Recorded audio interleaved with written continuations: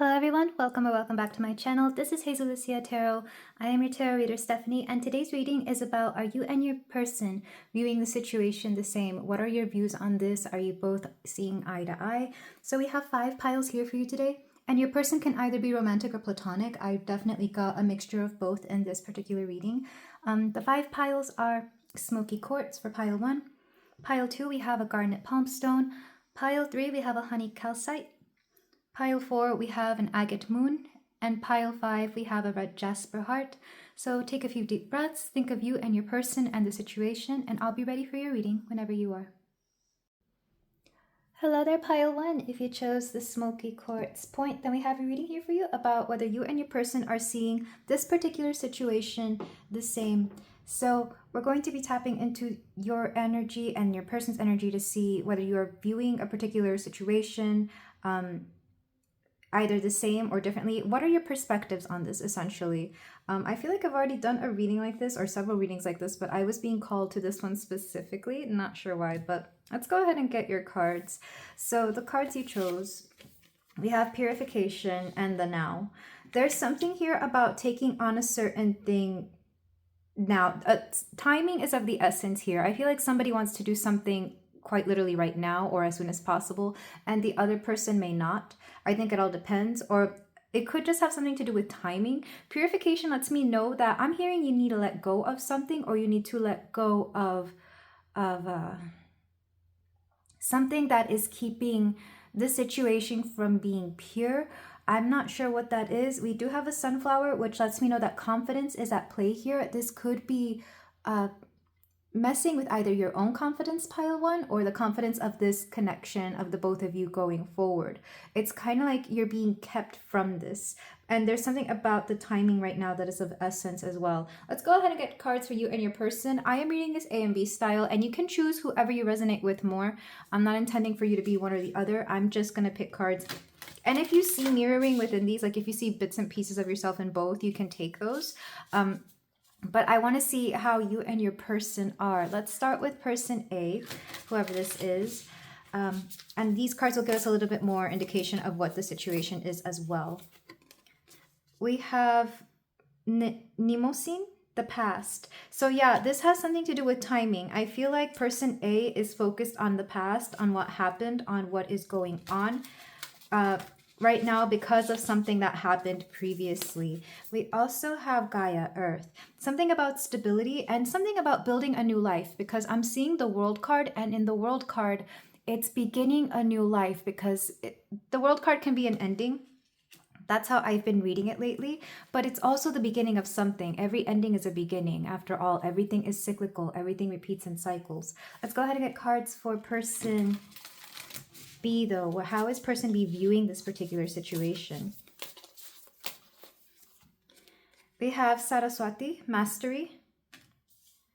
Person B would be somebody who doesn't want to do something until they know that they're capable of doing it, because Saraswati is also a goddess of wisdom, knowledge. So they would want to make sure that they know how to do everything before they go forward with this.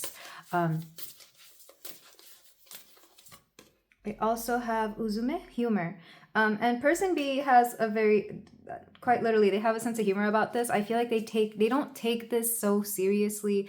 They're very lighthearted about it. I feel like to them, they laugh in the face of time. They laugh at the notion that time will not wait for them, is what I'm seeing. Back of the deck, importantly, is patterns, though.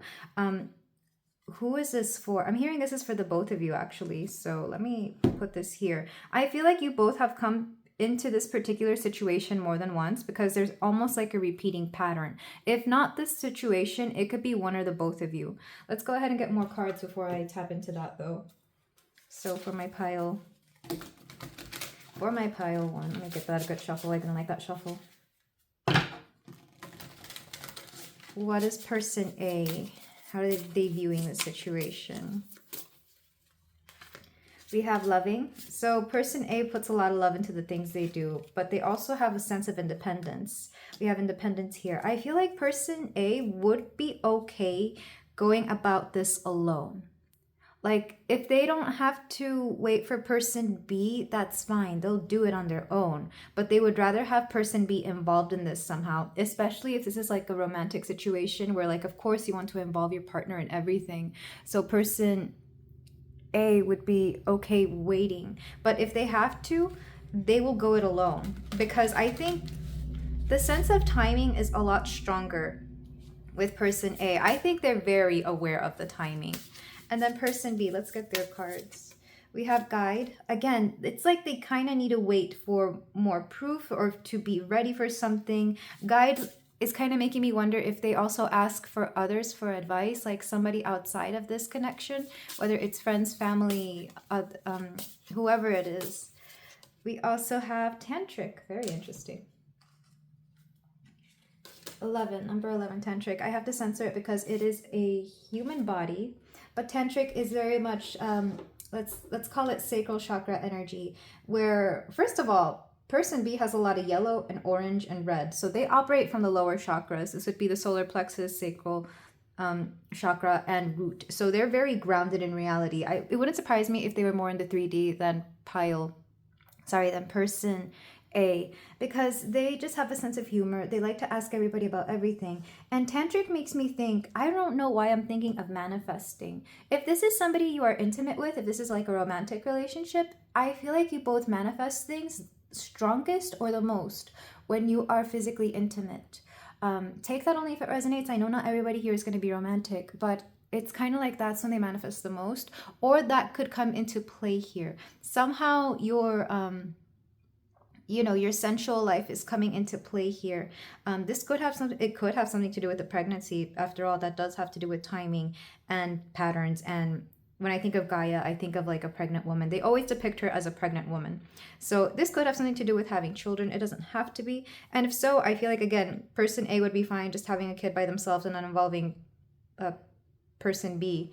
So take that only if it resonates. I feel like it could also be some kind of creative endeavor, because Saraswati is the goddess of music amongst other things. She's a very creative force, and I feel like you both could be very creative with each other. You want to build something here. You definitely want to create something, whether that is life or not. And I feel like the timing is so important here. So person A would be the person who wants to create something right away. Meanwhile, person B is like, we'll just do this whenever we get the chance, whenever we have everything squared out, whenever I ask somebody for something here. If there is somebody that they would like to ask something. I'm not sure why there's other people involved in person B's life. I feel like it's probably more like a family or a friend situation. Like family could be important here, or friends, or even the workplace. If they have like a business partner, I feel like they would want to ask them as well. But let's go ahead and get your last cards to see how you are both viewing this situation. For some of you, I'm hearing that this situation is actually about leaving something. Because purification, I'm thinking when you purify something, something needs to be let go. And usually it's like a negative energy or dirt, grime. I'm thinking of like actually cleaning something, or germs. You're purifying something, you clean the germs out of the air. I feel like you could be leaving behind something to create something new, essentially. So for person A, what are their feelings regarding this situation? We have ghost. Yeah, they keep thinking about the past, because I'm not thinking of somebody ghosting somebody here. I mean, maybe person A wants to ghost somebody, but the ghost is kind of like they're haunted by their past. They're haunted by a previous situation or a previous event that was very similar. So it's kind of like their own blockages are coming up in the form of regrets from the past, is what I'm seeing. Let's get a card for person B, though. How are they viewing this? Rejection. Lots of orange and yellow in this side. I swear this person lives through their sacral chakra. Why rejection, though? Space. If this... I have to be very honest with you, Pile 1. Let me get one more card for person A. I feel like ghost. Why exactly are they getting the ghost? Strength.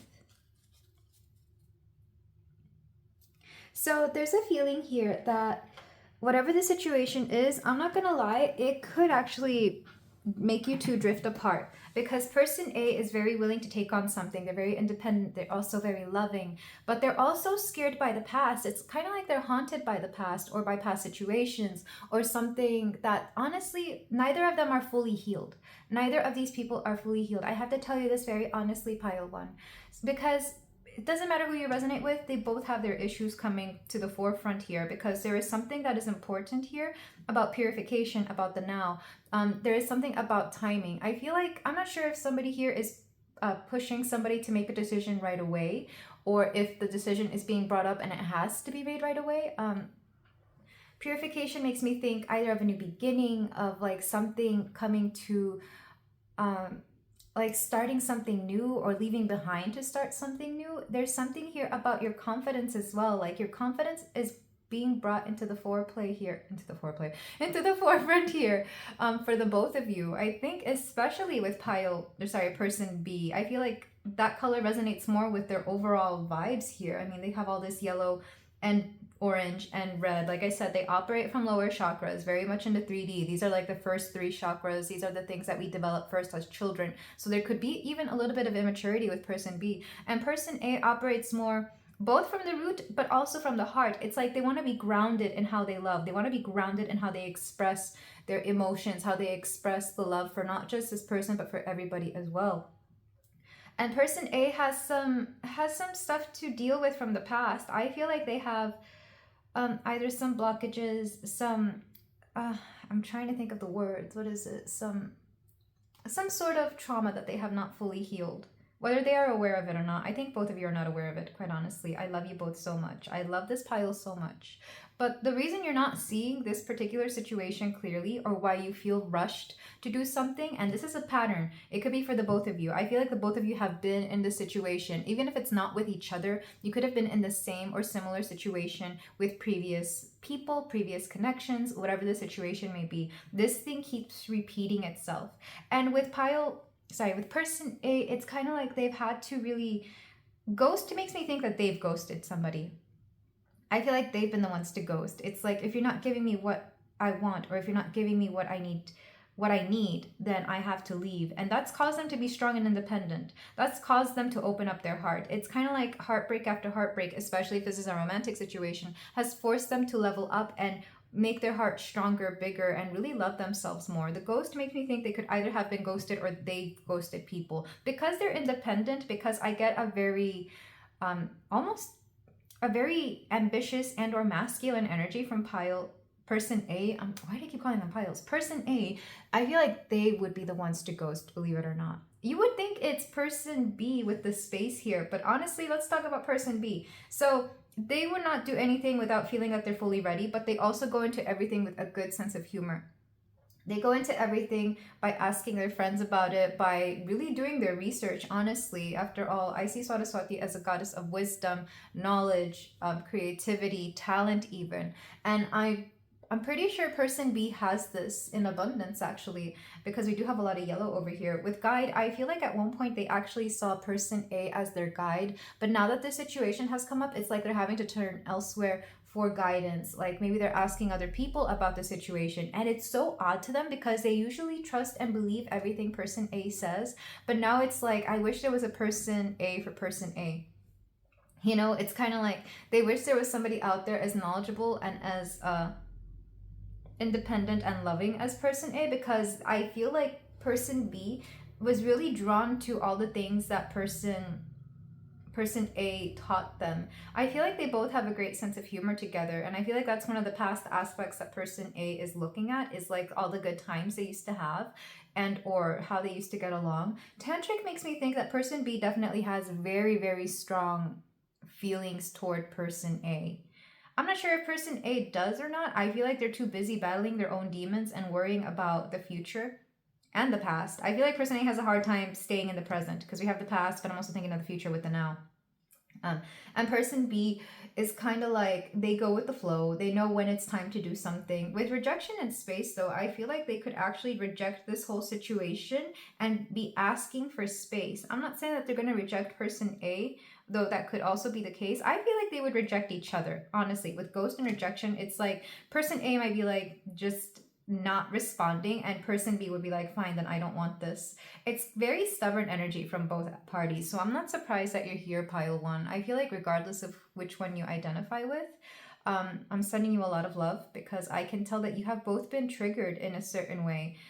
These are the patterns that are coming up. You both have your own patterns where you've been triggered. Person B does not like to be rushed. They like to enjoy the moment. They like to enjoy their time. There's a lot of happiness here. And person A, they're so full of love, but I feel like they're just haunted by previous things, like things not going right for them, or things just happening to them, and that's why they want to really take control of things with strength and love. The now is of importance here, because I feel like you both have to very much be in the present, even though there seems to be like a very pressing sense of urgency, or a sense that things are running out of time. I don't think they're actually running out of time. I think what you both really need to focus on is the purification. And if anything, there is a divine sense of timing, and that you both met each other at the right time to start healing something. If not to start things with each other, then to start healing something. Because I feel like for person B, this was a very physical thing. This was a very in the moment thing. They enjoy the good times. If you both enjoy music, they enjoy that as well. Or anything that has to do with knowledge. Maybe you both go to something about your intelligence is being called into play here. Because there's a feeling that you both truly respect each other, or did. I'm not sure if this is still the case, because for some of you this could actually be a past situation that is coming to the forefront. What's underneath patterns? We have romantic love. Yeah, this, it wouldn't surprise me if this is a romantic connection. I feel like this is being called into play here, especially when the tantric card came out, and even the loving card. Like person A has a lot of love, and person B really loved something physical here. Not saying that they're not incapable of loving, but well, if they do, they only feel it physically. So I guess it depends what the situation is here. Regardless of who you identify as here, pile one, I feel like you both have things that were brought up because of this particular situation. I don't know if you brought up the situation, they brought up the situation, or if the situation just happened to pop up. And that's what I feel like you both drifted apart to some extent with ghost and space and rejection. More so pile B wanting to distance themselves from this, for sure. And person A, maybe it was just forced to be strong, independent, and to ghost, or ghost and then be strong and independent, whichever resonates more. Because there's such a feeling here that you both scared each other, honestly, here. You both really terrified each other of what was going on for whatever reason. But I feel like both of you really hold each other dearly. Let's go ahead and move on to the tarot, though. I really want to get to the bottom of this to see if how you are both seeing the situation. Clearly very differently, but the one thing you both have in common is how triggered you were, essentially. You were triggered in your own ways, but you were triggered nonetheless. Like you were both very much put in a certain space that you didn't realize you still had within you, is what I'm seeing. It's like if you thought you came into this situation healed and fine, and like it wasn't going to be a big problem, I think you were proven wrong. And maybe, I don't know, it wouldn't surprise me if some of you clicked off because you don't want to hear about this. But there's a lot of healing here, I promise you, pile one. I did mean to use the runes, but I think I'll use them once I get the tarot going. Let me just put them here because I don't want to forget them. So we're going to do this again. I'm going to make the top row be person A, bottom row be person B. Again, if you want to change them out, you can, because sometimes they will get interwoven or mixed up here. So the top row is going to be how person A views it. Bottom row is going to be how person B views it. And we're going to see, again, the situation. I'm being told to use the runes for the situation. So get 3 runes for the situation. Okay. We have, I hope I pronounce these names right. This is Pertho future. Again, timing is important here. This has something to do with the future. We have Ewas, which is movement, moving forward with the future. So we're definitely talking about going forward with something. And this is Pertho, I think? Or no, that's not a... Oh, this is protection. The Thurisaz. Why was it? That's Pertho. Why did I repeat that? The future repeating itself. So what I'm getting from the runes is that you're very protected going forward. Doesn't matter what you decide with this person or without this person. I feel like you're very protected going forward. There's something about the future and future movement and protection. It could also be that somebody here just really wants to be ready for whatever the future holds, because they're very aware that the future is not always going to be so pretty, that it's not always going to be so easy. I'm not sure who's thinking that. I think both of you. I think you both understand that this is a decision that you have to make that is not going to be very simple. And now I'm hearing the song, it's by Alejandro Sanz, and I love him so much. He puts really complicated situations into music. He's the guy who did a song with Shakira.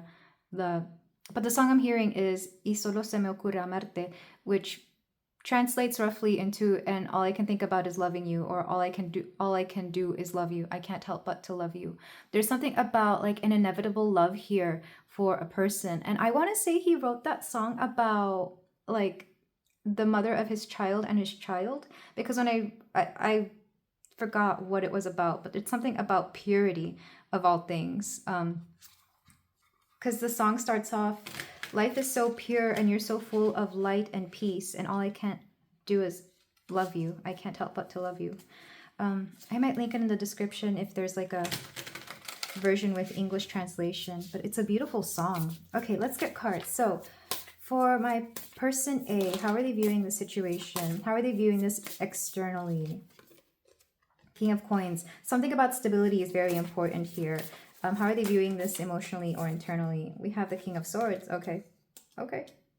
They really want to think things through. How are they viewing this energetically? Like the energy of the situation, or even spiritually? Page of Wands. This requires a very fresh perspective, a very fresh energy. Also, there's a chance for this to be done prematurely is what I'm seeing, because there's Page of Wands can be immaturity. But also it could be about doing something hastily, like they don't want to do it hastily. Let's get a card for how they view what actions will they take? Two of Wands. Planning very thoroughly. That's for sure. Planning very thoroughly, and how they view their person in this situation. How are they viewing the other person in this situation? Queen of Coins. Look, we have the King and Queen of Coins. Person A definitely believes that this is possible, because both people here are pretty much very equipped for this. Specifically the sense of stability, or whatever they both have to bring to this situation physically, or even in terms of resources, whether that's money, time, etc. It's like they both bring something to the table. It's kind of like they also see fertility within this, because the coins suits can be very fertile. This is earth energy, and where do we grow things? In the earth. So I feel like person A has really thought this through. Emotionally, I feel like they're very detached from the outcome with the King of Swords, because the King of Swords will be the least emotional out of all the suits. And when you put that in the internal position, this would be they've thought a lot about it, and they've kind of set their emotions to the side. Or if they are bringing their emotions into account, it's going to be for a very logical, a very practical, or even ingenious reason here. It's kind of like person A knows what it takes to get there. And honestly, if person A was to go through with this, if they are the same person A from the oracles with the independence and loving, they are very much fine. Person A has a lot of earth energy as well. They could be Capricorn, Taurus, Virgo, or just have a lot of earth energy in their chart regardless. I feel like person A just really, really knows what's up here. They're not afraid of this. They really are not. I think because they understand themselves that they're very protected. After all, what is the rune Thurisaz? Is actually Thor's rune, or it's a rune that goes along with Thor. So I'm not surprised that it came through here. I know this is the Marvel version of Thor, but like, let's just take synchronicity's sake for synchronicity's sake here. Not every coincidence is a coincidence here, but they've definitely planned things out. Like they're not afraid of looking at multiple versions of how this could turn out. Person A would be somebody who has a plan B, sorry, plan A, plan B, plan C. I mean, maybe a plan B if it's about pregnancy. A plan A, a plan B, A through Z. They have all the plans. They have everything figured out. They know, they have their backups. This is somebody who has many contingency plans. Like this person, they're smart. Like, do not count out person A in terms of anything that uses strategy or methods. Like, person A just knows what they're talking about. Back of the deck, though, we have judgment. Yeah, I feel like whatever the situation is, honestly, it's very... I don't want to say it's life or death here. It's more like it's very important. This will change the trajectory of this connection going forward. But let's go ahead and get cards for person B. So person B, I'm using the Lucid Dreams Tarot. All right, let's see how they're viewing this situation externally on the outside.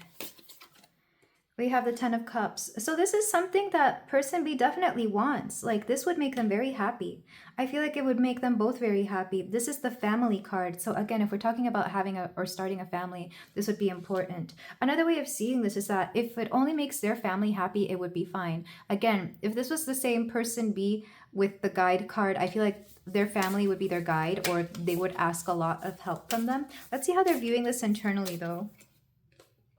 Queen of Pentacles, again, there's a lot of stability here because we have the Queen of Pentacles show up twice. I think they are aware that they're going to be the Queen of Pentacles in this situation. Person B understands that they would be the one taking the more supportive role in something physical or in growing something. They know that they would actually have to nurture this, that they would actually have to do something in order to make this fulfilled, in order to let this grow, in order, they have to play a role in this. They're very aware of that. Let's go ahead and see how they view this energetically. King of Swords. I'm not surprised and I'm glad I chose a different deck because I knew a lot of these things would mirror within each other because both person A and B, they have similar things going on, even though it seems that they don't because of how they operate, at least within the chakras and energetically. Energetically, person B is seeing that this is something that really takes a lot of thought and effort. And I think they really appreciate that person A has a very similar leaning with the King of Swords. Like they're both very much in their heads about this. They definitely have a lot of plans about this as well. But person B, the way they plan things is they manifest. They don't really think every plan through. They kind of work with the universe to make plans, if that makes any sense. I feel like they have a very intelligent spirit guide that helps them out in times of need, or they're just really good at manifestation here. As to where person A, the way they view energy, the way they manifest things in the world is a lot more pure, or it's with a lot more, how do I put this? It's not immaturity. It's kind of like how a child goes about and does things. Like there's an innocence to person A, even if they're not the most innocent one. Like even if they have more experience or if they're older, etc. There's an innocence to person A that person B doesn't have. Again, regardless of where person B is, even if they're younger or more inexperienced, they have a less innocent view of the world. Let's go ahead and get a card for some reason Bob Dylan's One More Cup of Coffee is coming up here, and I'm not sure what. I keep hearing your daddy, he's an outlaw and a wanderer by trade. He'll teach you how to pick and choose and how to throw the blame. He oversees his kingdom, so no stranger does intrude. His voice, it trembles as he calls out for another plate of food. I feel like person B has some ties to their father that could be getting in the way of this. I'm not sure if it's like a father wound, or maybe they don't want to end up like their father, or they would be too terrified of what their father thinks of this. It all depends on what the situation here is. There's a father wound here. I love that song, by the way, specifically the White Stripes version. I know it's a Bob Dylan song, but I grew up with the White Stripes version. I might link it. Really interesting music coming into this file. Let's go ahead and get clarification for what steps person B will take going forward. The Hermit. Person B is going to retreat. They're going to retreat. They're going to think about this. I really think they're the one who is very terrified of the situation. And I do say terrified because when I heard that song come through, the father version of that song, it's like, what would dad say? Or what would daddy say? You know, it's kind of like this person really fears something about their father, whether it's their approval, whether they will end up just like their father, or I don't know what tie this person has to their father, or if they even have one. Like, again, if this, for example, this is just an example, it doesn't have to be the case. If this is somebody who's going to become a father and they don't have a father themselves, of course it would terrify them. They don't have an example. They don't have somebody there to be that guiding wisdom to them. That's just an example. That doesn't have to be the case. But this person is going to retreat. They're definitely going to retreat. Or they're going to look inward. They're going to very introspective. I don't know if they're going to be gone 100% depending on the situation, but they're definitely going to do introspectiveness. They're going to go quiet. They'll be there, but they'll be quiet. They'll be there, but they won't really be there. It's like their body's there, but in their heart and their mind and their soul, they're going to, I'm hearing a dark place because they have to do soul searching. Person B, more than anybody, is the one who has to do the soul searching. Because I think person A is aware of their own fears and blockages, but they're not afraid of taking those on. But person B, I feel like they have not had to sit with them. In fact, they could use humor to distance themselves from certain fears that they have. Let's go ahead and see how they view person A in this situation. How do they view their person? The Three of Cups. They just want to have fun with person A. I feel like, especially if this is a friendship or something that started out as a friendship, they wish it to remain like that.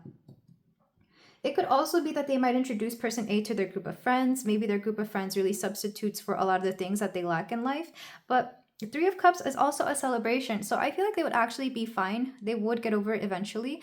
I'm also thinking of somebody who could indulge in parties a bit much, depending on the situation, to distract from this. But I feel like they would celebrate person A for sure, regardless. But there's something here about not wanting to be alone in this moment. Like, they don't want to be alone, especially if they have like a very deep feeling sense of loneliness that is not explainable. Like, maybe they did come from a big family, maybe they do have a father, etc., whatever, but like, they just don't want to feel alone in this moment. The Three of Cups does also make me think, if this is like a family situation, like if you both want to have children, that there's going to be one more person, and to them that's like, that's great, that's one more person that is in my life that I get to know and shape and be a part of, which is also a very positive way of seeing this. I mean, I have seen people who get excited to have children because it's like I'm gonna have a little friend, or a little, a little version of me that I get to shape and be and have in my life, which is a very cute way of seeing it. Back of the deck though, we have the Sun. Confidence, again, confidence is being questioned here on both of your sides. I feel like you can both do this, but like after all the healing has been done on your own, because look, person B is going to retreat. They're going to look inward. On the outside, they may be fine. On the outside, they may be happy. But when you get them alone is when you really start seeing all the cracks in the framework, if you will, or however it's said, all the cracks in the wall. Like, you will start seeing the bits and pieces of them that are unsure, that are not okay, that are looking back at certain things that maybe they've never even thought of. So whatever the situation is, pile one, it's intense. I can tell you that, because like my heart has been in a particular way this whole time. But the good thing is that you're very protected moving forward into the future, regardless of what happens. You're very protected. And I don't know what the decision is going to be. I don't know what the outcome of this is going to be. I just know that it's going to empower the both of you to do something better, to become better versions of yourselves. So what's underneath Judgment? The Seven of Cups, lots of options. Person A will always have options. Again, it's all those plans that they've made. They have a contingency plan for everything. They think about everything in advance. And what's for person B? Eight of Wands. It's going to go fast for them. Whatever the situation is, they're going to go quickly. They're going to make up their mind very quickly once it does hit. There is a chance that person B might dip and bail. I am going to say that because they have a lot to go through. But if this is something that is going to keep them coming back because they have to, they're going to stick around. But in their mind, in their soul, they might not be there, is what I'm seeing. So just take care of person B, because they're not ready. They want to present themselves as ready, and they may even be happy about this, but they're not ready. But let's go ahead and move on to some closing advice for the both of you, how you are both seeing this. Yeah, whatever this is, there's an intensity to it that It's like you're both very optimistic, so we'll give you that. Like you're both very optimistic about your situations, and you both can make something work because you have a lot of very mirroring cards within the tarot layout. But at the end of the day, it's like you're together but not together. Does that make any sense? Like it would take a long while before somebody came around to a certain realization here. So these are postcards that I wrote messages on. This is my own little handmade oracle for advice to give you and your person. We have, you conspire with luck. What's that supposed to mean? I wrote this and I don't even know. Something about good luck is here. I feel like good luck will come into your life regardless of the situation. I think especially if you go with this particular situation, if you both say yes or go forward with it, a lot of luck will be here. In fact, that goes along with protection as well. You're protected because you're very lucky. Whatever you choose, you will be fine. Trust. Yeah, like I said, whatever you choose, you will be fine. It doesn't matter whether you need your person in the situation or not. I feel like you will be fine regardless because you're both very divinely protected. More so you, pile one, whichever, regardless of who you identified as, you'll be fine. And then for the final cards, I took a page out of Aso Tarot's book and did my own mega deck with the Seasons of the Witch oracles. This is going to be 3 of them. I think the Yule, Litha, and Maven ones. So let's see what is of importance here. Because I kind of like the idea of the seasons mingling with each other to see what seasons will be important. So for my pile 1, what advice can we give to pile 1 regarding the situation? We have gatherings. 17. Gather, gather, festive witches, speak of joy and drink, 2 wishes. Take 1, give 2, celebrating all blisses. There's something about gathering and meeting people and having a fun time here that is of importance because that was coming through especially for person B. So I wonder if this situation is going to make you have to meet new people, or maybe because you've met new people, there is a situation that is coming up here. That's a winter card, specifically Christmas time or Yule time, December and whatnot. Let's get another card. We have chills, 5. Upon my flesh within thy bones quivers a crawling, frozen in numbness. Shall I ignore or shall I bestow it? A frozen knowing looks back at thy soul. There is going to be a coldness between you and this person. If this goes through, is what I'm hearing, there's going to be I think regardless, there's going to be a bit of a coldness here. It's kind of like, again, that ghosted and rejection and space energy. Like you're both kind of like not speaking, but being cordial with each other. It's kind of like, let's say this is a relationship, like you're both like just not talking to each other. You're living with each other, but not talking. Or you're going out in public with each other, but you're just, keeping it very, very surface level, very casual. Let's get another card. Okay, these 2 wanted to come out. Scavenger hunt 32. What you thought was hidden is hiding in plain sight. Something is going to come to the light here. Like, I feel like it was in your face this whole time and you weren't realizing it. And then we also have hanging baskets, 13. Lean into the essence of receiving, for there await the things you've been telling yourself are out of reach. Yeah, it's kind of like you've been waiting and wanting something, and it's been there in your face this whole time. And maybe you weren't realizing it because you were blinded by your own fears, is what I'm seeing, or you were blinded by your own ambition in some case. I feel like you both wanted something here and you weren't seeing it. Mostly you, pile 1, because this is meant to be a reading for you. Let's get one more card for my pile 1. Mead and wine, 25. Your presence embodied, tasting the pleasure flowing through your being. I'm hearing to have fun. With whatever this is, have a lot of fun. Because the time you both have together is precious. You are meant to meet for a reason, and you're meant to have fun with each other. This energy of not being completely there or not speaking to each other just doesn't fit you. This is not how you two are meant to be. You're meant to enjoy each other and have fun and work things through. But I feel like you both have some stubborn energy. I'm not gonna lie. Back of the deck. Sun tea, 41. Slow, intentional, delicious, interweaving with life holds more magic than you think. Sun tea makes me think of confidence, something to boost your confidence. Do something that you know is going to elevate you both. Maybe do some particular activities or have conversations that you know are only going to uplift you, because both of you being stuck in a negative energy is only going to keep you both down. What you both need to do, again, is that purification. Purify yourselves. There's something here about turning this around and making it something positive. But this is where I leave you, my beautiful pile one. Thank you so much for letting me read for you and your person. I am sending you both so much love and a lot of luck, a lot of good things within the situation. If you feel like doing so, you can like, comment, and subscribe, and I will see you in the next reading. Take care. Hello there, pile two. If you chose this lovely garnet palm stone, then we have a reading here for you about whether you and your person, how are you both viewing this situation, this particular thing. So let's go ahead and look at the cards that you chose. This is going to be person A and B style. We're very much looking at how you are both seeing the situation.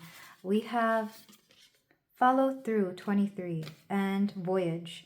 This could be quite literally about traveling together or going on a journey. In fact, I love that these two colors are very complementary. Like one's just a darker version of these two colors. I love the synchronicity and the harmony, the visual harmony here. So we're following through with something. We are going through with something. But let's see how you are both viewing this, because I feel like you have both agreed to something, but you're still having, I guess you're just questioning how they're viewing this particular thing, or like how you are both handling the situation. You can choose whichever side you're going to be. We're doing this person A and B style. And if you see bits and pieces of yourself within each of these, you can, of course. Let's go ahead and see how person A is viewing this, though. We have Brigid, Creative Spark. It could be that person A instigated this. I feel like person A always has a lot of good ideas. So this idea could have been theirs. We also have Merry Miracles. This could be like a once-in-a-lifetime thing that doesn't always pop up. Also, again, the synchronicity with the colors here. There's a lot of green, a lot of blue, a lot of communication from the heart is what I'm seeing. Miracles makes me think that both of you thought that this wasn't going to happen, or at least person A didn't really believe this was going to happen. It's miraculous for them. So let's see how person B is viewing this particular situation. Hera Alliance. Hera is the goddess of marriage. So I feel like they definitely feel very committed to person A, regardless of whether this connection is romantic or not. I feel like they always feel a sense of belonging to person A. Like there's definitely a feeling that they belong to each other. Let's get one more card for person B, though. We have Shakti, transformation. Person B knows that they're going to change because of this. Person B is ready for the change, if anything. I feel like person B is not afraid of switching things up on themselves. It's kind of like, I know I have to grow through this. And if I grow, I become better, faster, stronger, etc. Think of the Daft Punk song here. So honestly, I feel like you are both okay with this. I feel like there's even a sense of admiration for each other, because where person A really does manifest things, like they put something in their mind and they can make it become a reality, person B is always on board with whatever person A does because they trust them with alliance here, but they also understand that they are meant to change with and or through person A. I kind of like the trust that is built here. Back of the deck, we have home. Somebody could be taking somebody home, whatever home means to them. Like if somebody was born in a different place, they could be taking that person home. This could also have something to do with introducing them to family, if that resonates with any of you. Let's go ahead and get the cards, more cards for you and your person. So let's see how person A is viewing the situation. Creative again. What does person A do? I feel like they're a very creative person, quite literally, because it's popped up twice. I wonder if they're like a content creator or if they quite literally do something more artistic. I feel like person A is the one who instigates here because they have a lot of power in creating certain things. They know how to, it could even be like manifestation, like creating something out of nothing. Let's get one more card. We have neglected. We'll come back to that because I'm being told to move on to person B to get a clarification on the neglected card. So person B, how are they viewing the situation? There's a lot of harmony here, by the way. We have tantric. Let me get the second card for this one and then I'll put it down because I'm going to use one of these cards to cover that up. Because there's a nude body on there and YouTube doesn't like that. So let's go ahead and get a card for person B. We have devoted. Look, person B is all on board with whatever person A's got going on. Let me just say that. I feel like if this is a love connection, and I feel for a lot of you this could be, person B definitely is just very devoted and even just enamored with person A. It could be because of this situation. Like person A created something here and they're making something happen, and person B is just like, look at my person A go. Look at what my person A has created. And never in my wildest dreams did I think I would end up with somebody like person A, or in the presence of somebody like person A, which I feel like why the neglected card is popping up here.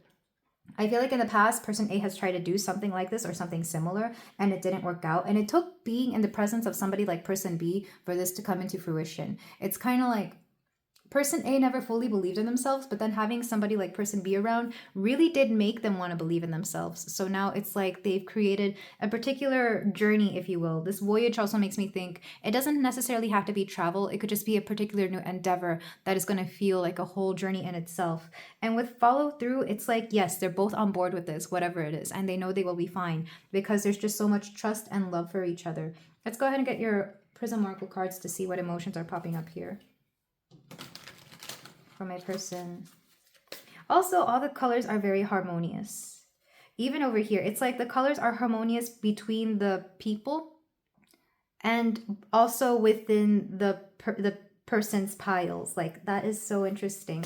Let's go ahead and get, because this purple card is resonating with the neglected card, it could be that maybe person A was always neglected in their home, or maybe home is somewhere that is hard for them to go back to because there is a neglect wound there. But let's go ahead and get the Prism Oracle cards. We have creativity. Okay, person A is creative. We get it. We have 3 cards with creative here. Person A has created something. They're going to create something, or they are very creative. Like how much more plainly do you need this? This is from 3 different decks as well. Let's go ahead and get a card for person B though. Flow. Like I said, it's kind of like person B really inspires person A to go through with this. Back of the deck, we have determination. Yeah. I'm seeing several situations here. All of them have to do with a journey, and all of them have to do with some sort of traveling, whether it's literal or figurative. So person A, they've created something, and quite literally they may have manifested a miracle. With neglected, I feel like this could stem from like a neglect wound or a neglected wound. This could be something that they've created as a result of having been heartbroken by a situation, a family, a person, whatever the situation is. It's kind of like person A knew how to pick themselves up and create life out of nothing. I'm seeing in my mind's eye the Phoenix. I'm seeing the Death card, where something that came to an end inspired them to create something new, and this has really flourished to the point that I think person A wasn't really expecting. Like, they were not expecting this to take off as much as it did, or to have such an impact, or to create, like, if it's something that brings in money, they weren't expecting it to create that much. But because they are so blessed, because I see Mary here, and I grew up Catholic, so Mother Mary's like a big figure in Catholicism, and I think of being blessed by Mother Mary with a miracle here. I feel like person A really does, I think they're in awe of themselves. Like, they never really believed in themselves to begin with, because especially growing up, they were told that they would never amount to anything, or that even if it wasn't directly, I feel like people would keep squishing their dreams. Like, they would just, tell them, oh, don't think that way. Oh, you can't make money off of that, or that's not something you do for a living. So they were kind of forced to take a very traditional and or conventional path to their career or their journey in life. Like, they probably just went to school for something that they don't really care about, or maybe they are in a job that is very, like, it might bring in money or it might give them the living that they want, but it's nothing that they feel a passion for. And then something happened, and they tapped into that creative aspect of themselves. They tapped into a very true version of themselves that they have a lot of passion for, and that started bringing in something. And again, it's miraculous, because I don't think anybody believed that they would be able to make the kind of life that they are making with this particular thing. Very interesting numbers coming through, because we have 34, 30, 38, and 8. Add 30 and 8, and we hit 38. So this could have happened between the ages of 34 and 38, or even 30 and 38. Because there's also 4 years apart between all of this. This could happen like every 4 years as well. There's something about the increments of 4 years that are important here. Take that as it resonates, pile 2. I feel like you could be either or, because when we go to person B has such a devotion and dedication to pile 1. Person A. If you were called to pile 1, you could go to that one, but I'm going to let you know, very different energy. Pile 1 is very different from this. But person B has such a dedication to person A With alliance, we have Hera, the goddess of marriage. I feel like they could already be in a very much committed relationship. To person B, they very much understand and know that person A is for them. They understand and know that person A is very much for them, or they fully commit and believe in whatever person A is doing if this is not romantic. With Shakti transformation, they let themselves be transformed by whatever the situation is. They allow themselves to be changed by what they see. They're very open to growing and being changed as well. Because I'm getting a sense that person B is they just really believe in the unbelievable. I feel like that's why the miracles come around. It's like they're very open minded and very devoted to whatever the vision that person A has, or even just person A themselves. It's kind of like when you believe in somebody's ability to do something, like you believe in that person, in that individual themselves. And I feel like they both go hand in hand with whatever person A is doing. And that's why there's such a big support to them. Their numbers are also very interesting here because we have 21 and 12, and these are numbers that mirror each other. So something about numbers and synchronicity is very important to the both of you. Somebody here could be 21 or 46. We do have 46 here, 22 as well. I doubt anybody is 12 unless you both have kids or something. And tantric, the number for that is I think 11, which makes me, of course, think 1111, make a wish. So again, wish is being granted here. And because person B has believed so much in what person A has done, person A is more than happy to bring person B along for the ride. Even if person B didn't do anything, it's like, person B, come with me. You believed in me the most. You deserve to be on this journey with me. Also because honestly, person A is a little bit nervous or hesitant about the situation. They would rather have somebody to accompany them, because even though I feel like it's this neglect wound, like they wouldn't want to be alone, at least in a situation like this. They would want person B to be there for them, and person B in turn is willing to transform for them as well. If person B has had to change so that they can suit person A's life in return for whatever person A has to offer them through what they've created, they're more than happy. I feel like that's a fair exchange here, because person B is very dedicated to person A.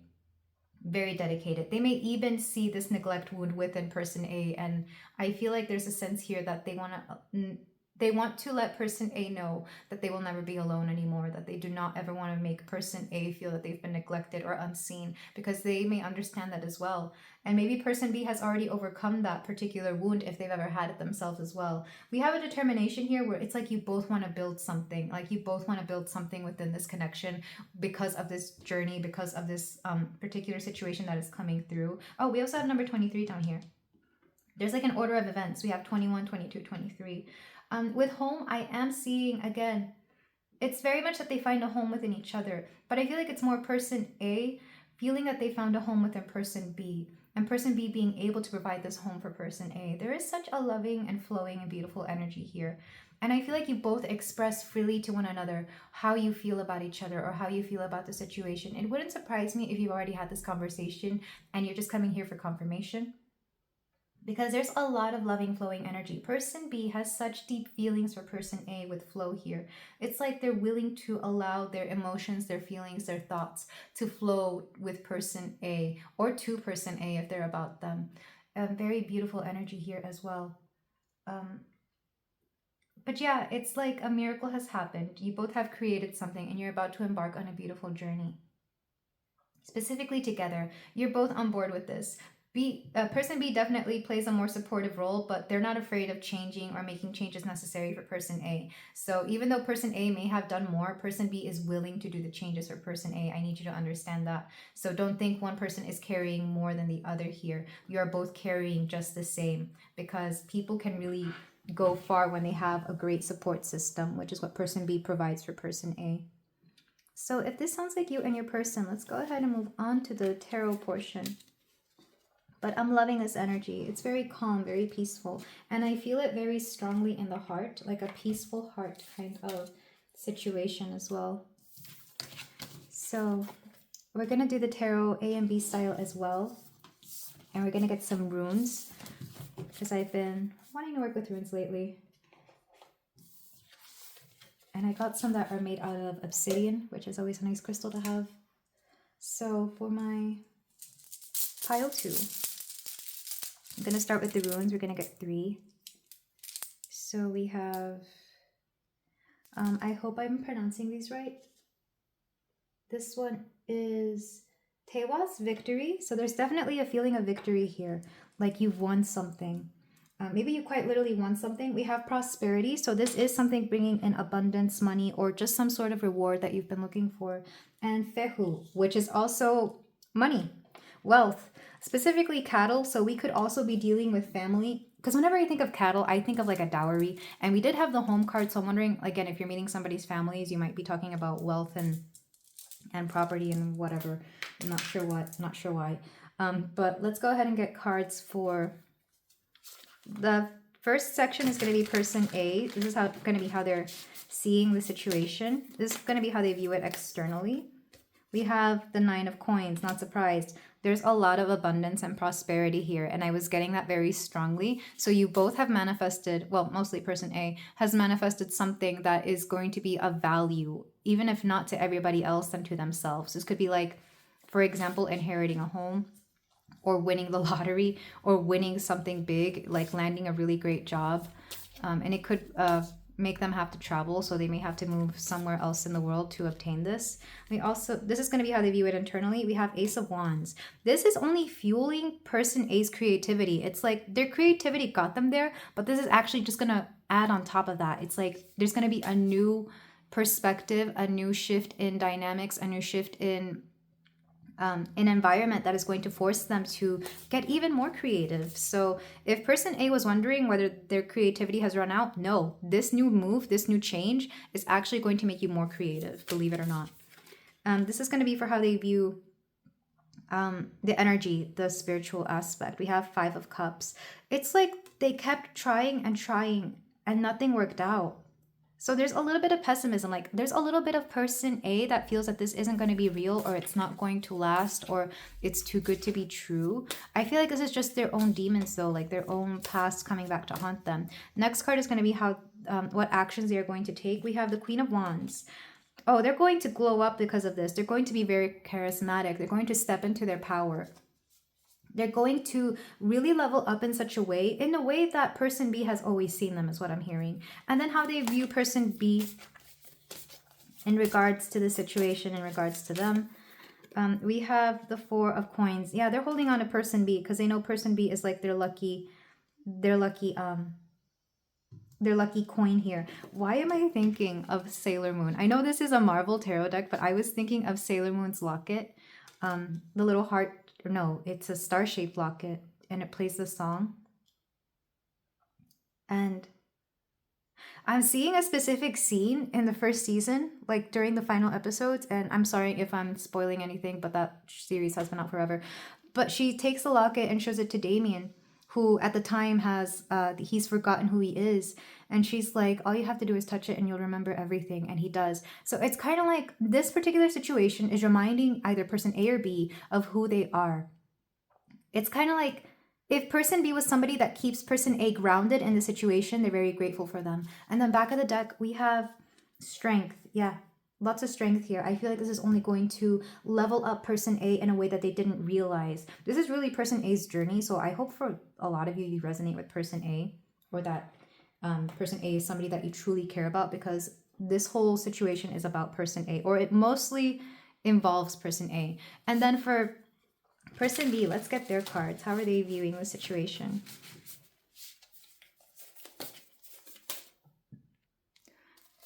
So how are they viewing this externally? We have the Fool. They know it's a great journey. They know it's something new, and they're coming in with a blank slate. Person B really is a really good hype man. They come in with like such a free energy.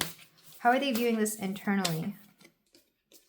8 of Wands. They're going to feel that things are moving a little too fast for them. I feel like person B might have some trouble keeping up, but they're going to be fine with it. They are going to feel that things are moving fast. How are they viewing this energetically, spiritually? We have the 4 of Wands. Look, like I said, person B is a hype man here. They're going to be the ones setting up all the, like if there's parties, they're going to oversee that. If there's a celebration, they're going to make sure they're going to be like there to support their person through everything. It's like if there's any kind of small details that person A does not have time for, person B will be the one to take care of them.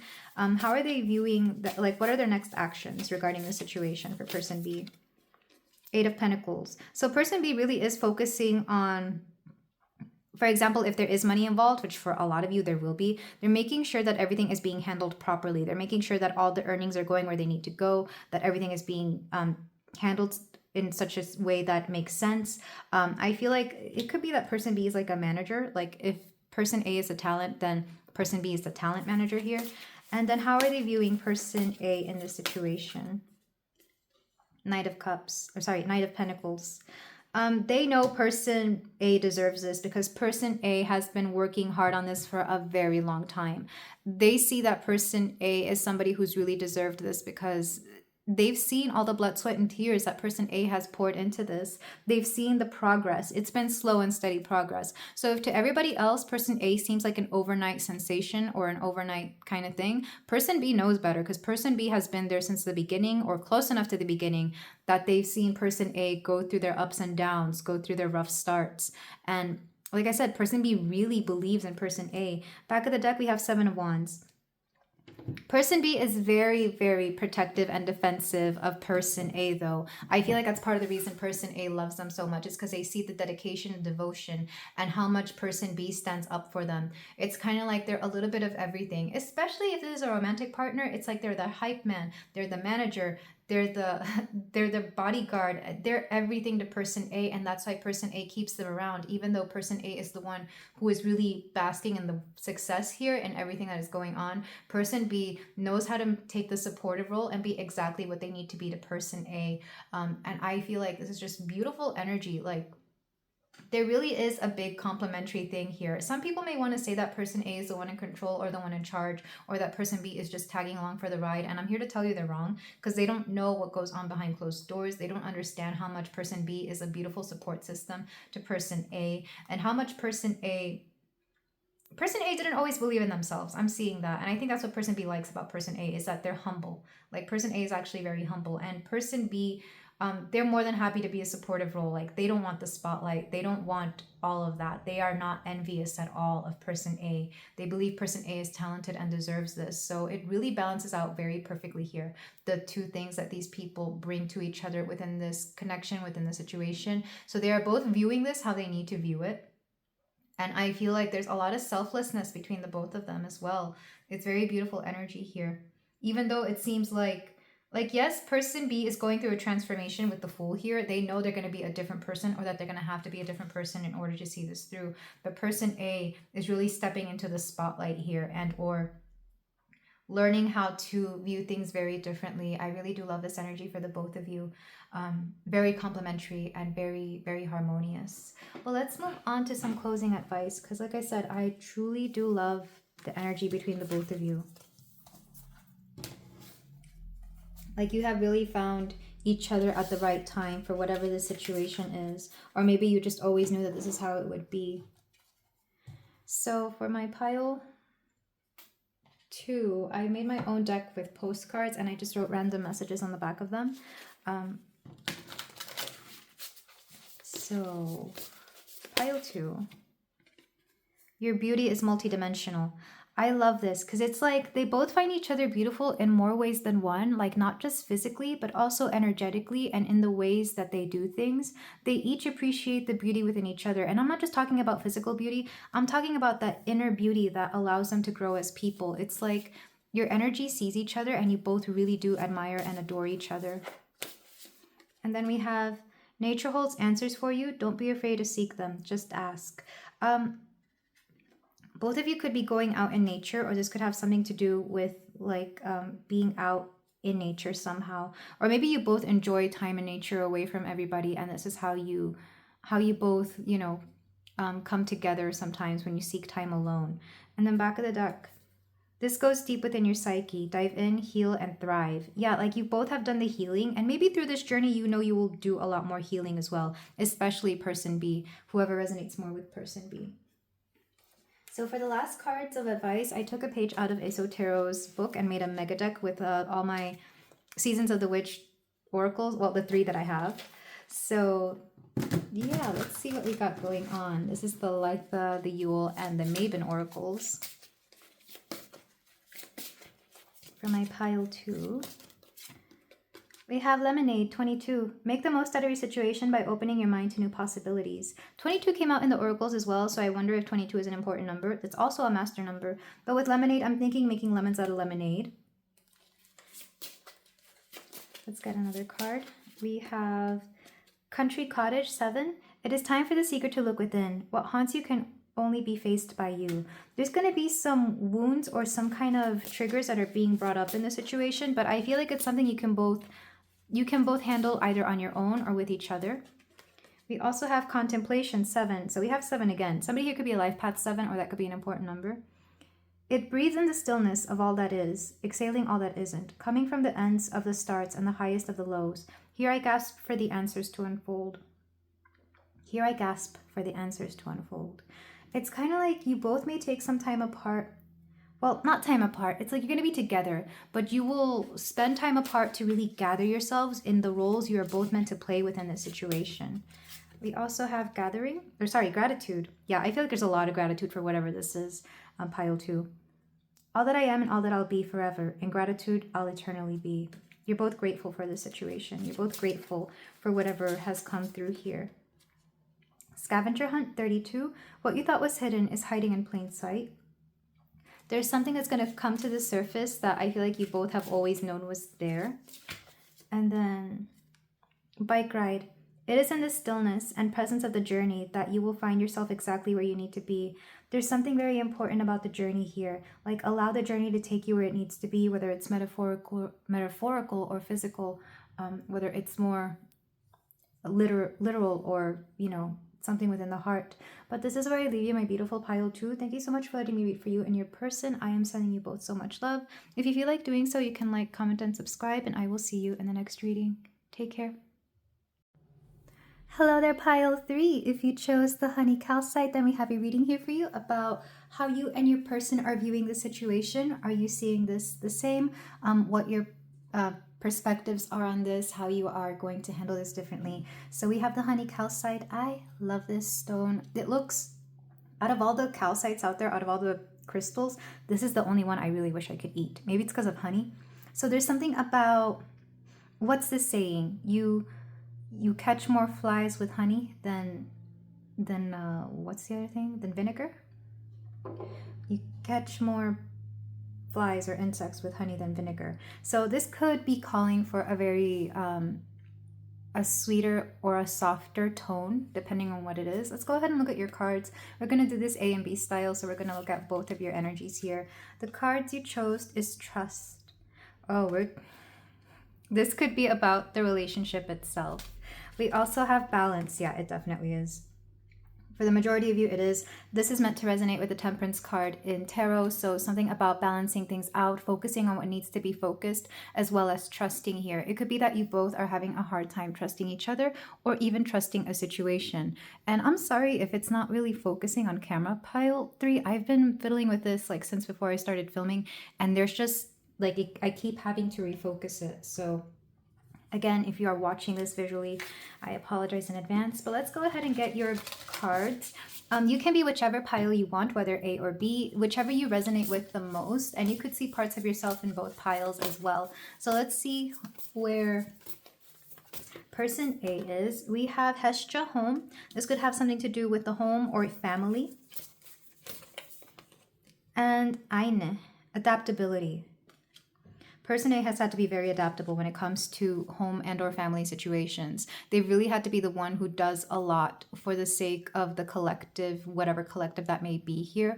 Pile 3, I feel like if you and your person have a family, person A is definitely the one who does more for the family, or maybe stays at home or takes care of the home. There's definitely a sense of nurturing here. If it's not your own family that you have together, it could be the family at large. So like the in-laws, or maybe even their own family. Let's go ahead and get a card for person B though. Well, a few cards. We have Ellen of the Ways, patterns. Something keeps repeating here. Something keeps happening. And I feel like this is why we have to set things in balance, because when you do something once, that's fine, it's a mistake. But when it happens more than once, that's when it has to be called attention to. We have Bronwyn, forgiveness. Yeah, like I said, there's a sense that you need sweetness in the situation. Whatever this is something you can both come back from, and I'm feeling this very strongly. You also have Athena, knowledge. Honestly, I feel like you both see the situation the same. And I don't know if it's you versus this person or if it's you and this person versus something else. I feel like you are having a hard time figuring out who is like, what is the problem here. I almost said who is the problem, but I feel like that shouldn't be the case here, because I'm being told that if you really are a unit, it should be you and your person versus something else. But it could be that this something else could be trying to drive you apart as well. Again, a pattern is here. And that's why trust is being called here, because the issue itself isn't the trust, it's the fact that trust isn't being like addressed here. Like, you should be able to trust your person against whatever this is. So let's go ahead and get your cards from the Sacred Feminine to see how you are both viewing this. So person A, we have unappreciated. I was feeling that person A does a lot and they feel very unappreciated, but also grounded. And here's the thing, even though they're in this energy of being the one who does the most, person A is still a very grounded person. They still see things very realistically. If they're calling out things, it's not because they feel frustrated or unappreciated, though that could still be the case. It's like they're right in how they feel. They're right in feeling underappreciated and frustrated with the situation, because they're seeing things very clearly. And I feel like more clearly than most. Because they've had, I get the feeling that person A is very observant because they've had to be. It's kind of like they don't do much, so all they can do is sit or stand there and observe. And in their observations, they've noticed certain things. Definitely the patterns here. Honestly, I feel like you could easily see yourself in both people, pile 3. And then for person B, it could be person B's patterns that are being acknowledged here. So person B, what's going on with them? We have fairy woman or fairyman. We also have inspiring.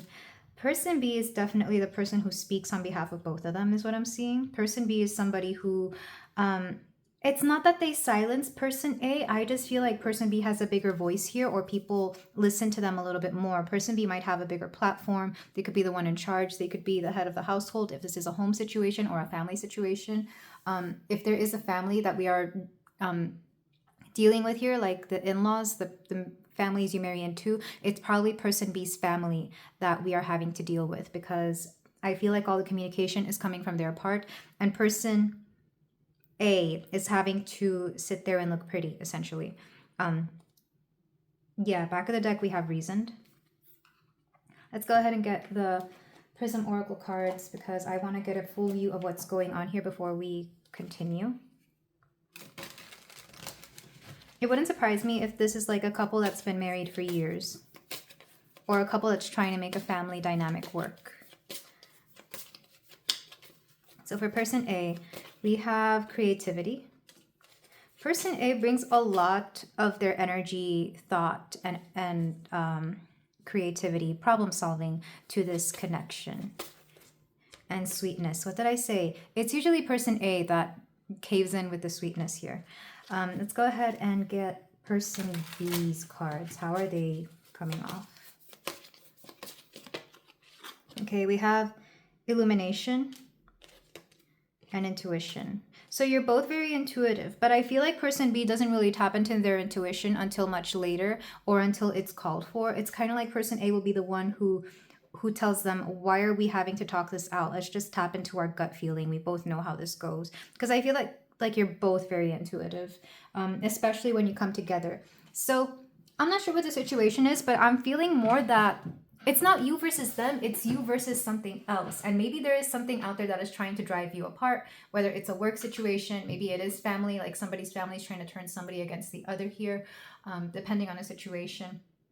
Because person A is full of love, creativity, and sweetness, but at the same time, it's very easy to overlook person A because let's say they're like a stay-at-home parent. People may not value the things that person A has to do, but being a stay-at-home parent is still a difficult job if done right. Of course, I'm not saying that every single stay-at-home parent is like amazing, but having to take care of kids is draining work. I've babysat kids, I've seen kids, I've been around kids of certain ages, and even just for a few hours they will drain you because they have a lot of energy and they need a lot of attention. So I'm just saying, like, I feel person A is definitely often overlooked because of how much they do. People may perceive it that they don't do, and I feel like this argument just goes on at like people think being a stay-at-home parent is easy when it's truly not. It can be draining in various ways. It doesn't have to be the case, of course. I'm just using that as an example. Another way to see this is that person A may be a work from home kind of person, so people may perceive them to have an easier life, but the truth is when you're working from home, you're still working from home, and if anything, the boundaries can be blurred, and therefore it may feel like they're taking on more. Not only that, but being stuck in the same place all day can also be mind numbing, or a little bit much as well. But regardless, person A is somebody who is very adaptable. They seem to be able to go with the flow, and or they're just willing to compromise a little bit more for the sake of person B, or for the sake of anything. It doesn't have to be necessarily person B. But person A definitely gives a lot more of their sweetness. They know how to use their tact. They know how to problem solving is a big thing. I'm not sure if person A is the biggest problem solver. So even though, again, they may not have the voice, they may be the person who is able to come up with a lot of things. I could easily see this dynamic being one where like one person speaks a language that isn't commonly spoken in the place where they live and the other person is. I see that a lot in like couples that are international, I guess, of different nationalities, and they go live, like a partner goes live with their partner in their home country, but they don't fluently speak that language.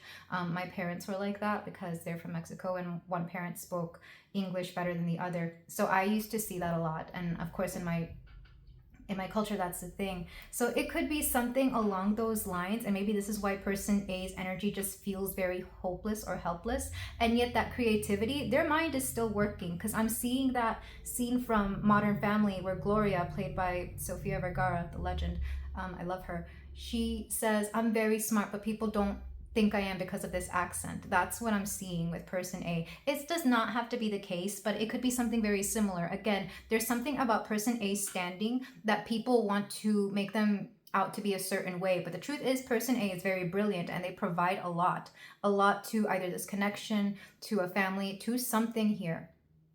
And people want to overlook person A, which is not fair, because I can see that even if you're not quote quote very smart person A, I mean, you are, but even if you're not the most intelligent person out there and you're aware of this, I feel like your personality is still something that people take for granted.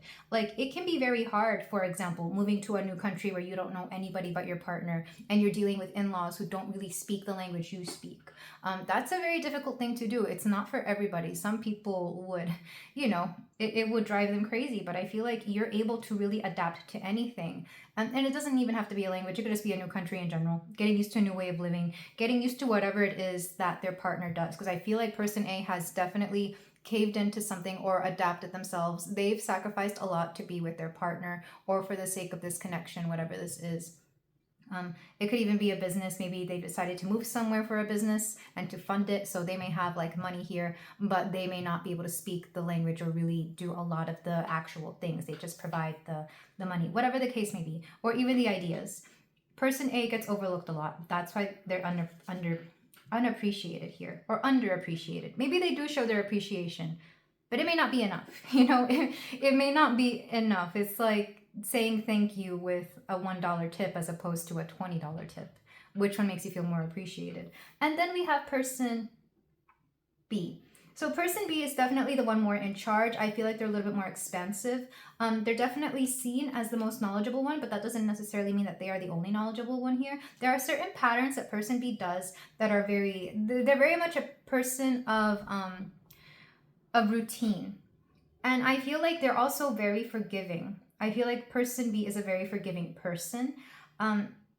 which would explain why I feel like the both of these as a unit get taken advantage of a lot. And I feel like it's something here that has happened that has, let me continue with person B. They have a strong intuition, but they also have a strong reason. This is very much a person who understands that intuition and knowledge can be very similar. To me, they're very similar because they're both from the third eye. And with fairy woman, this is the interesting part. I see somebody who's able to move places because I'm seeing the 6 of swords here, like being able to transition from one place to another. I also see somebody who's willing to move, but only for very dire reasons. Like it has to be a life or death situation. I feel like they don't really want to move, but they would if they had to, as opposed to person A who is willing to go pick up and go at the drop of a hat. Person B is somebody who has to go through something very transformative in order to change them. I'm getting very stubborn energy from person B. I'm not going to lie. I feel like, again, person A caves into person B's whatever. And it could be that they have the more important role here. I feel like they could have like a more important job or a job that pays more, or wherever it is that they are is of like, it's of the essence here. But with illumination, I do feel that, again, it's not that they're an overpowering person or even overbearing. It's just that it's almost like the sun shines brighter a little bit for person B. They could be a fire sign, so Leo, Sagittarius, Aries. And if you know anything about fire signs, it's just hard to ignore them. And even if they don't have this in their chart or anything, I feel like it's that same kind of energy. It's hard to ignore person B because person B is the one who kind of draws in a little bit more money, people, attention, whatever the situation is. And if anything, it's like everything goes through person B and everything from this connection and outward leaves through person B. They're the one in charge, or they want to be perceived that way, or it just ends up being that way. Even if they don't want to be perceived that way, I feel like it just ends up being that way because, again, they have some sort of privilege or advantage here, or maybe this is just how it was decided, and I don't think there's anything wrong with that. But because we have the balance card here, again, it's kind of like one person has to really show the other how much more they appreciate them. I'll let you decide who that is, pile 3. But the important thing here was trust as well. It's kind of like you two are trying to argue with each other when really it should be something else that you should be arguing against. So it's like there's a rift between the both of you, but you want to blame each other when the truth is it's a situation itself that you should be coming together to face. Because I keep seeing that very strongly. And I feel like this has caused a little bit of a disruption within your trust for each other. I'm not saying that it's not that you don't have any trust in each other. It's just that you may be questioning that trust, if that makes any sense. Because I feel like at one point you really did trust each other, and I feel like you still do. But there's a certain situation that's making you question it. And I feel like for a lot of you, it's going to have to be family, because I don't think, at least for some people, they are so tied to their family that it's like whatever mom or dad says goes. And I feel like for a lot of you, it's probably going to be person B who is this way. It could also be person A. It all depends. It's like whatever mom and dad say goes. And somebody here is like really, really caught up in that type of energy. And I feel like the other person feels betrayed because somebody here would hope that it's whatever the two people in this relationship says goes. Especially, for example, if you're dealing with in-laws, it's like, are you going to listen to your parent or are you going to listen to me? It's like, well, who did you choose? It's that kind of situation. If this isn't romantic, or if this isn't even marital, it could also be just a friend who, again, is listening to their parent, or maybe to a third party that has nothing to do with this particular situation over the person. So let's say it's two friends and there's like somebody's partner who wants to come between them because that partner suddenly feels that they can dictate whatever those two friends do or what the other friend does. Like, sure, maybe they can say whatever the person that is in a relationship with them can do. That's fair. But for that person to tell their friend what to do, that's where the problem comes in. So somebody's partner shouldn't be telling that person's friend what to do. Like, do you see where the boundaries are blurred there? I hope that makes sense, and I feel like I have to call it out because I see it so much within certain friendships or whatever the case may be. I've seen it with somebody's cousin, like the cousin's wife telling somebody what to do. I'm not going to get into that, but it would always drive me. I would get some type of way because I'm like, who are they to tell you what to do? That is your cousin's partner, not yours. But regardless, I feel like a similar situation is going on here. But the reason intuition is coming through, it's kind of like person B isn't really listening to their intuition and or their reasoning. Like, I feel like they're choosing to do something that really just does not make sense, at least to person A. It's like, why are we going along with this third party as opposed to what we should be doing for ourselves. So I guess you will have to see what this is. Let's go ahead and move on to the tarot though, because honestly, I feel like I've seen this situation before, and just recalling it is getting me a bit annoyed, honestly. Regardless of who you identify here as person, I'm sorry, pile 3. I feel like for a lot of you, your person is going to be the one being influenced by outside sources though.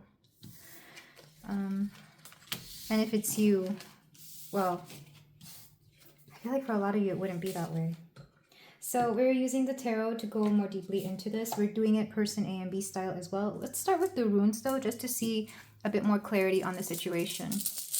I'm picking 3 runes. That's more than 3, just 3. We have Fehu. This might have to do with money or inheritance. We also have, I hope I pronounce this right. Algis, friendship. Yeah, for some of you, this could be a friend that we are dealing with. If not a friend, it could be a cousin. Because sometimes I take friendships to be cousins because they're kind of like, you may not choose them, but they're still within your social circle. Specifically, somebody close to your age is what I'm hearing. And then movement. This is going forward. So we could be dealing with how either money or just things are handled within a situation here that involves a friend or that involves, actually, according to this little thing I have, Ewas here means trust. I always took it as forward movement. So there's definitely been a trust that has been, either it's been damaged or somebody's trying to damage it between a friend. And it could be due to money. If not money, then resources or the way things are dictated. Because I'm seeing cattle that are moving in a certain situation. In fact, I did say movement. So it's kind of like somebody here is trying to take control of a certain friendship or a certain group dynamic, a certain something. And it stems from, again, a friend. I feel like this friend is either allowing somebody new to dictate a lot of things that should be going on or not on in this particular situation. Very interesting. But let's go ahead and get person A's cards. And if you need to switch these 2 around, you can. The top row is going to be person A, bottom row is going to be person B. But if you feel that they are switched, you can. So externally, what's going on the outside in this situation? How is person A viewing it? We have the 6 of coins. Again, reciprocity is at play here. Reciprocity. This is a balance, but this has to do with money. I'm wondering if somebody is using somebody else's money here to do something that they don't want to do. It's like I'm seeing a group of friends putting in money towards something, like maybe a vacation or something, like a girl's trip, a guy's trip, whatever. And somebody else is being involved in this that really shouldn't be involved, if that makes any sense. Or maybe somebody isn't putting enough money in, or somebody expects to be taken care of. What's going on internally though? Queen of Swords. Yeah, somebody is dictating everything. Because I'm thinking of somebody who is being a mastermind. This is how person A is viewing it.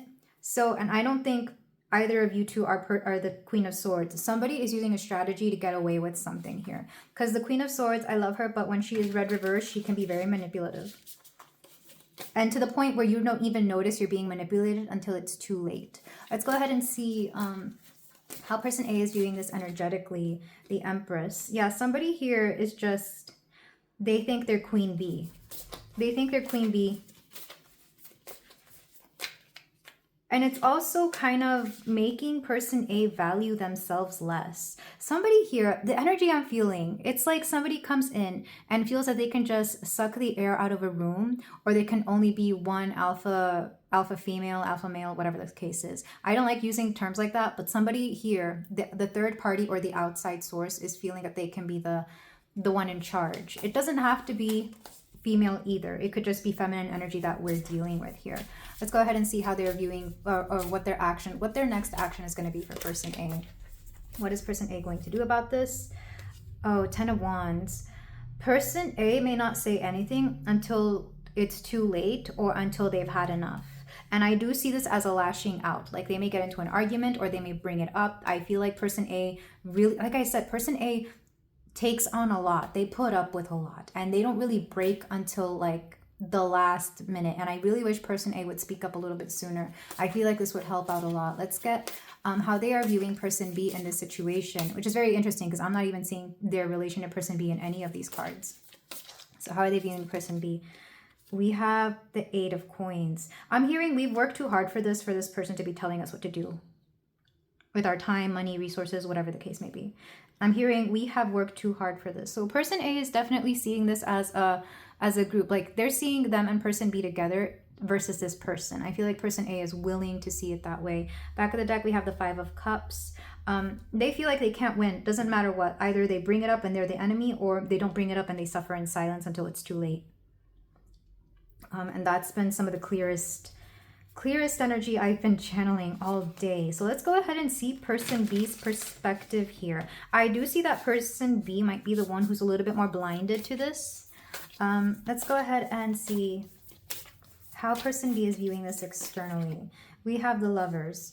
So there's something about relationships that is important here. I need to censor this because they are nude, but there is something about relationships that is important here to person B. I'm not sure if it's about the relationship they have to person A and or relationships in general. Like I said, if we're dealing with an outside party's partner, that could be a problem, especially if they are new or if they just are very overbearing and feel that they can take advantage of everybody around them. Because I'm seeing like, if this is, for example, a vacation, it's like all sorts of couples are coming through. So like everybody is a couple, like all the friends couples are together. And somebody here is trying to just overrun the whole thing according to them. Because they somehow feel that they're in charge, regardless of whether they are or not. I feel like they're just not being very fair.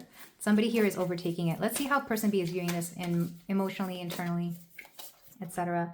The Emperor. Person B feels like they'll be fine as long as this person's partner steps up and keeps them in check.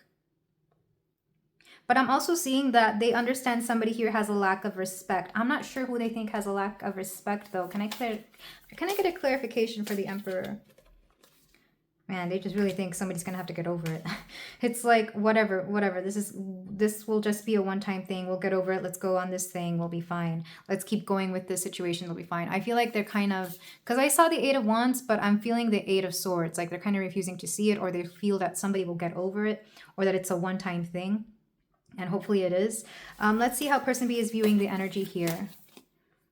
We have the 7 of Pentacles. I keep seeing that whatever, we all have to do our part. It's kind of like person B is really blinding themselves to something here. Let's see how they're viewing. What actions will person B take as a result of this? Queen of Cups. Like I said, you catch more flies with honey than with vinegar. So they're probably going to try and sweet talk their way out of this, or they might try to appeal to the emotions of somebody who is in charge. For example, if this is like a connection where it's 2 partners and they're trying to approach the couple, the person B will try to approach the partner of the person who's doing this and be like, hey, your guy, your girl, whatever, is really making this unpleasant for all of us. That's what I'm hearing. It's like they're going to try and approach it, but in a very light manner, because they don't want to see, person B does not want to see person A stress out about it. It might be when person A finally breaks down and says, hey, this is not fair. Why is this person doing this? So let's go ahead and get a card for how they see person A in relation to them in this situation. This is very weird because this is the first pile where I'm strongly feeling an outside force come between the both of you. We have the Ace of Swords. So person A is helping person B view things in a new perspective. I feel like, honestly, there's a trigger here somehow. Back of the deck, we have Ace of Wands. Person B is look, I love person B, but all they can think of is, okay, but when are we going to have fun? Okay, but when are we going to do this? Okay, but like, when can we, do something here? Like person B is... I love person B, but it's kind of like they can't focus on the problem here. And maybe they don't want to. That's fair. Maybe they do not want to. So I feel like person A has really helped person B view things in a different perspective. I feel like they didn't even notice what was going on until person A really brought it up. Or maybe it's kind of like, if this is a pattern that has been happening for a while, like maybe every trip somebody takes control or something happens, someone takes charge. I feel like this is the first time person A and person B have done something together here. If it's not a trip, it could be like a gathering at a family or something along those lines where like a lot of energies are intermingling and somebody doesn't really point out problematic behavior until somebody new comes along. So person B is really seeing things very differently. It's like they've never noticed before. Or maybe they have noticed before, but they never knew what to do until person A came along, and it's like, oh, okay, I see what this is. Because I feel like person A actually has a lot of creative solutions to this. Person A themselves do embody energy of Empress and Queen of Swords, but in a healthy way, as opposed to this third party who may have similar things, but they don't embody it in a healthy way. Hence why this is becoming a problem.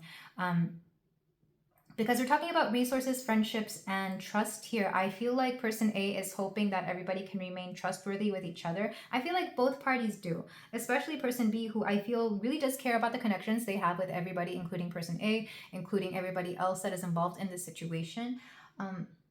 Person A, though, they've been the one they have been triggered. They have been triggered, and that's fine. But I feel like because they've dealt with situations like this before, they know how to handle them better, but they cannot execute something here for whatever reason. For example, this could be like the friends of person B or the family of person B. Person B is more connected to these people than person A. So it would be out of place for person A to say anything, or it would not sound right, if that makes any sense. You know how there's like boundaries? Person A is aware of the boundaries there, and they know that they are not the one who has to speak up. Maybe next time, maybe in the next, if this ever happens again, because the Queen of Swords is here. The Queen of Swords knows justice. This is very much justice in the form of what is fair, what is not fair. So they know what's going on. They catch on to BS very quickly. The Queen of Swords is clarity. They can see through anything. But they also know that they cannot be the one with the voice here, unfortunately. It's got to be the Emperor and not the Empress. In fact, I love that they both came out here, because this lets me know that person A and person B do make an amazing duo. I almost said couple, but I feel like for some of you, this may not even be a couple. This might just be like a friend and a really best friend and a girl's trip or boys trip, whatever kind of situation it is. But yeah, I feel like they make a great team.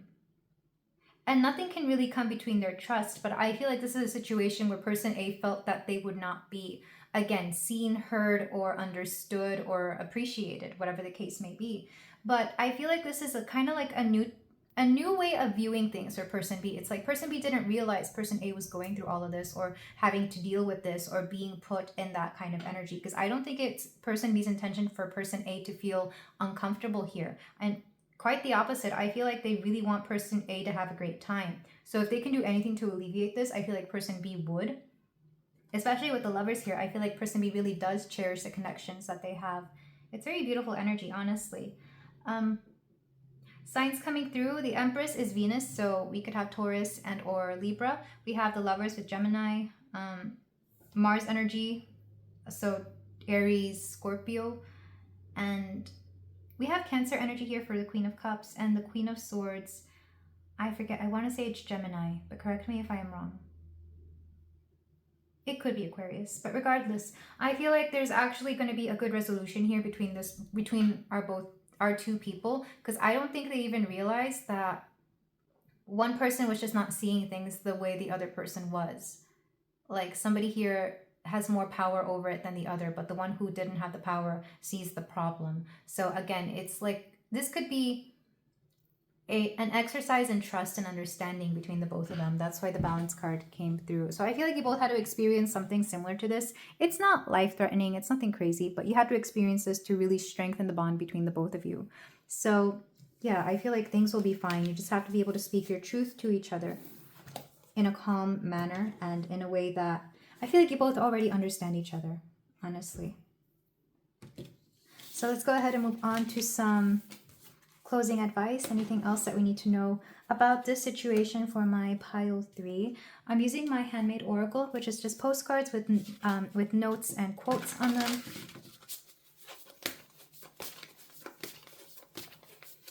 So for my pile 3, we have this one. I know you got this. You were meant for more. Yeah, there's something here about valuing yourself, pile 3. I'm not sure which one you resonated with more, but it's like you got this and you're meant for better than whatever this person was doing to you. We also have growth is important right now. I feel like through this situation, you both grow though. You both will grow through this situation. Because it was, again, like a small little situation that brought you closer or allowed you both to share aspects of yourself that you may have not otherwise. Let's go ahead and get more cards. So I'm taking a page out of Esotero's book, and I did a mega deck with my Seasons of the Witch tarot, oracle decks. This is 3 of them. And honestly, I don't know how people shuffle. I have small hands though. Okay, so we have sun salutation, 38. Praise the temple that carries your spirit. Support is needed. Yeah, I feel like you both really support each other here, or you're learning how to support each other in more ways than one. We also have campfire.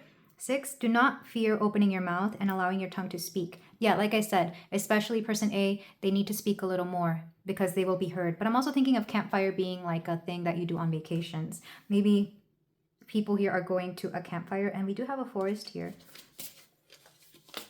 In all fairness, these decks are very they're very nature based anyway. Let's get another card. We have cloud scrying, 6. So 6 came out twice. This could, again, 6 is a number of relationships, but I'm also thinking of a life path, 6. We have be still, for it's in the act of patience that guidance is met with clarity. So I feel like you will both choose the appropriate time to speak about this, because I feel like it may not be in the heat of the moment, or it may have to wait until something clears here. We also have Farmer's Market, 9. Remember to distinguish abundance from wholeness. Choose wisely and intentionally. Yeah. Be careful with your resources. Make sure nobody's trying to take advantage of your resources, money, time, whatever the case is. Because I feel like somebody will. We also have grieving. The chambers of your mourning are surrounded by nothingness, emptiness waiting to be seen. Somebody here is grieving or going through something, and they may not be speaking about it. So I feel like that's why it's hard for them to come through, or hard for them to notice something. It's not going to resonate with everybody, but I feel like this card is for those of you who know what you are going through. And then back of the deck energy. Mead and wine, 25. Your presence embodied, tasting the pleasure flowing through your being. Just remember to have fun. Whatever the situation is, it's meant to bring you together to have fun. So don't let one person and their BS ruin this entire situation.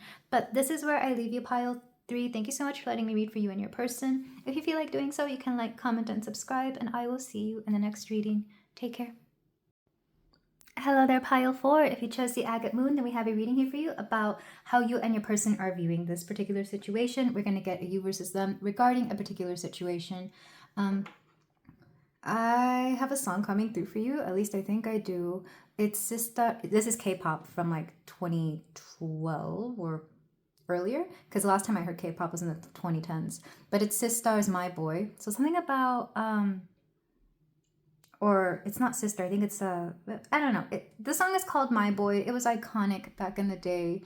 I'm not exactly sure what the song's about, because I don't think I ever looked up the translation, or if I did, it was a long time ago. But we could be talking about romance here. We could be talking about somebody's man. But we're going to look at the situation, starting with the cards you chose, and then we're going to do this, you versus them. So let's look at the cards. We have Creator, Earth. We have Earth Energy, and Simplicity. With this card, I'm thinking of an angel. And now I'm thinking of Mariah Carey. I don't know why, but her music reminds me of angels. I know that's weird, but because maybe she dressed like one before. I'm not sure. Very girly vibes here. I wonder if this is gossip about a particular person between 2 women girlies, or maybe it's you and your person, and this is how your friends see this person. Very cutesy feminine energy, even with the earth energy here. Earth energy will be Taurus, Virgo, Capricorn, so maybe somebody here involved is of that particular sign and or elements. Let's go ahead and get cards though. Now I'm hearing You'll Always Be My Baby by Mariah Carey, because I was thinking of Mariah Carey. So very this is making me think of when like you and friends have sleepovers and you're talking about boys. I'm getting that vibe, and I'm not sure why. So I don't know who you and this person are, pile 4. Is this you and a person like wanting the same person? Okay. So person A, you can choose whoever you want to be here, person A and person B, and it is possible to see yourself in a little bit of both of these. So person A, we have Esther with New Beginnings. Number 13, maybe this is somebody you've crushed on since you were 13 for some of you, maybe not everybody. We also have 48, Sophia, Divine Wisdom. Somebody's name could be Sophia here. I know that's a common name. So divine wisdom and new beginnings.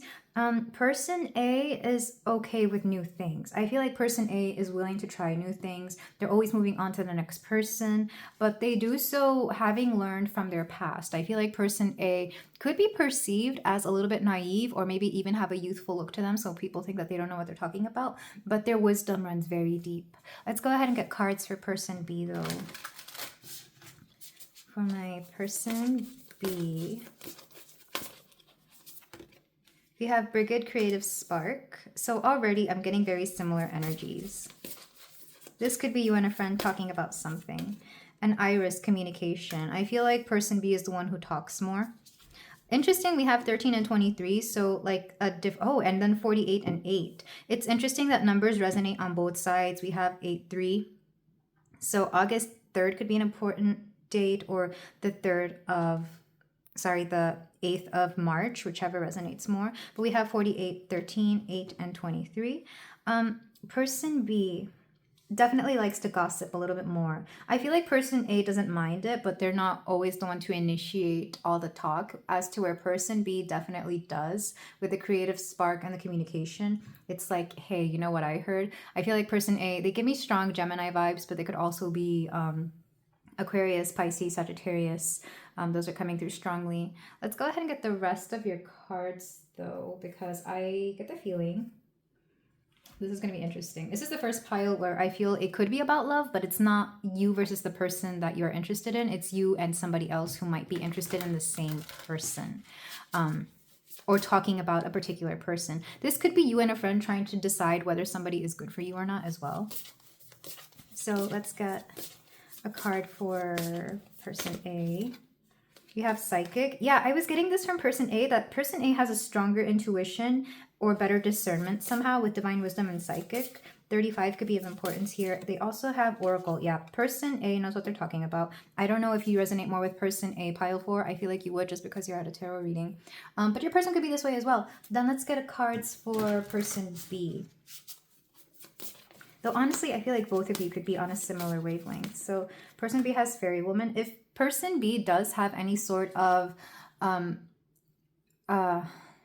intuitive skills, it's more likely to be like speaking with people's souls, whether they are currently living or not. I feel like person B speaks with people's souls, or they guide people through something. They could be a life coach, for example. So I feel like you're in the same vein, but not exactly the same skills. Person B also has empowered. So person B feels empowered with the knowledge that they have. This could be a case where you see yourself in both piles. Both people here, pile 4. Just take this as it resonates. But if you're thinking about a person and then you're thinking about a situation that you're both seeing, I feel like this is definitely the pile for you. In the back of the deck, we have alchemic. Whatever's going on here, know that the situation you are talking about, which I'm going to take is the blue color here, is something that is always in development. I feel like whatever you're talking about, whether it's a person, a situation, it's always changing. Like, it's simple, but it's alchemic. It's like, I'm literally seeing water turning into ice and then the ice melting. Whatever you're talking about, it's a lot more simple than you give it credit. Like, you may be trying to put a lot of what's the word I'm looking for? Nuance. You're trying to put a lot of complications to something that doesn't need to be complicated, both you and this person. It's like you're making out somebody to be way more complicated or crazy than they are. Not crazy in a bad way, but, you know, more extravagant than they are, when truly they're a very simple person. But it's because you both are like fixated on something specific here that you're giving it more power than it really holds. Because whatever you're talking about, it's very simple. Earth is very simple energy. And I'm not saying simple in a bad way. I'm just saying it's not complicated. So let's go ahead and get your oracle card, your prism oracle cards, to see what emotions are coming through. So for person A, we have hunger. I feel like person A is the one who whatever you're talking about, person A wants it more. There's a hunger in them. We also have faith. And they really do trust their intuition regarding this. So I feel like if you had a disagreement between what your intuitive abilities are telling you about this person, I would go more with person A, just because there's something about their intuition that is coming through a lot more strong. Let's go ahead and go with person B. What are their feelings? What's going on here? We have flow. Yeah, person B, even though they come up with this communication and they do tend to have creative sparks, I feel like they go with the flow a little bit more. Like they move on quickly, or they may lose interest quickly, or they may just pour a lot into one thing and then move on to the next. We also have illumination, but don't take what they say for granted. I feel like they have really good insights into this particular situation. They have a lot of good insight into whatever this is. Like there's a key piece of information that person B has. So whatever it is that you're talking about, whether it's boys or relationships or a particular situation here, I feel like you both agree and disagree in certain things, and you don't know which person has more clarity on this, and I can see why you are here, pile 4. This is fair. Let's face it, you are both intuitive. You're both very connected to spirit in your own ways, but where person A is a lot more of a channel, they have this thing where they just know things. They're claircognizant, or they're just able to look into things very well. They could also be the older one, because we have 48 here, and that's the highest number in all of these. Not necessarily saying that person A is 48, but they just have the energy of somebody who is very wise and has been through a lot. And maybe they have been through a lot. Maybe they have been through a little bit more. But I feel like person A is somebody who is not messing around. They're not kidding. Whenever they need to figure out something intuitively, they go deep, they dive deep, and they're just not afraid. New beginnings is giving me kind of Aries energy, or the Fool energy, where they're not afraid to start something new.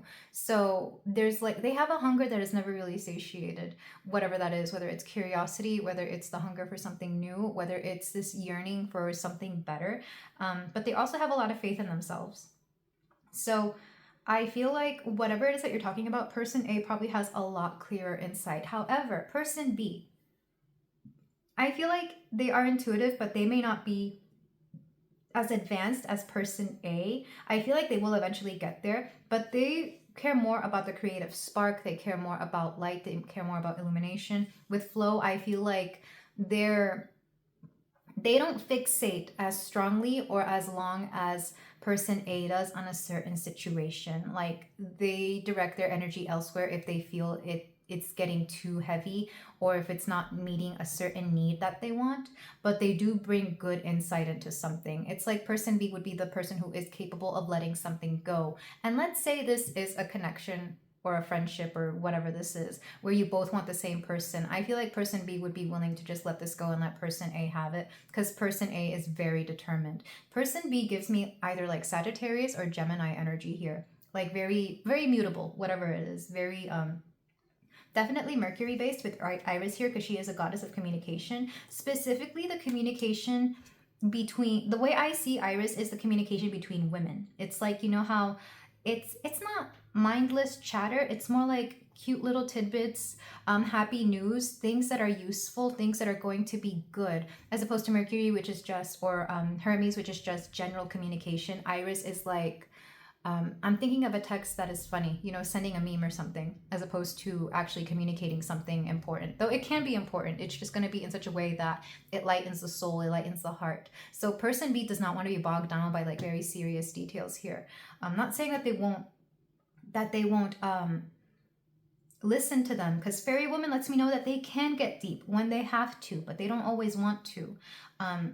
So they keep it very surface level, but at the same time, they're very empowered by the knowledge that they have. I feel like they know how to pick themselves up and move on. As to where person A will, I love person A so much. I love both of these energies. I really do. But person A will like get to the point where they're about to beat a dead horse here. Like they're going to get to the situation and like get it to the point where they're almost sick of it and then move on. It's kind of like if you have a favorite song, person A will listen to it a bunch of times until they're sick of it, and then person B will listen to it from time to time when they need to, and then get bored of it, and then hear it again and like it again. And you know, it's that kind of energy. Very strong fixed or cardinal sign for person A, and very strong mutable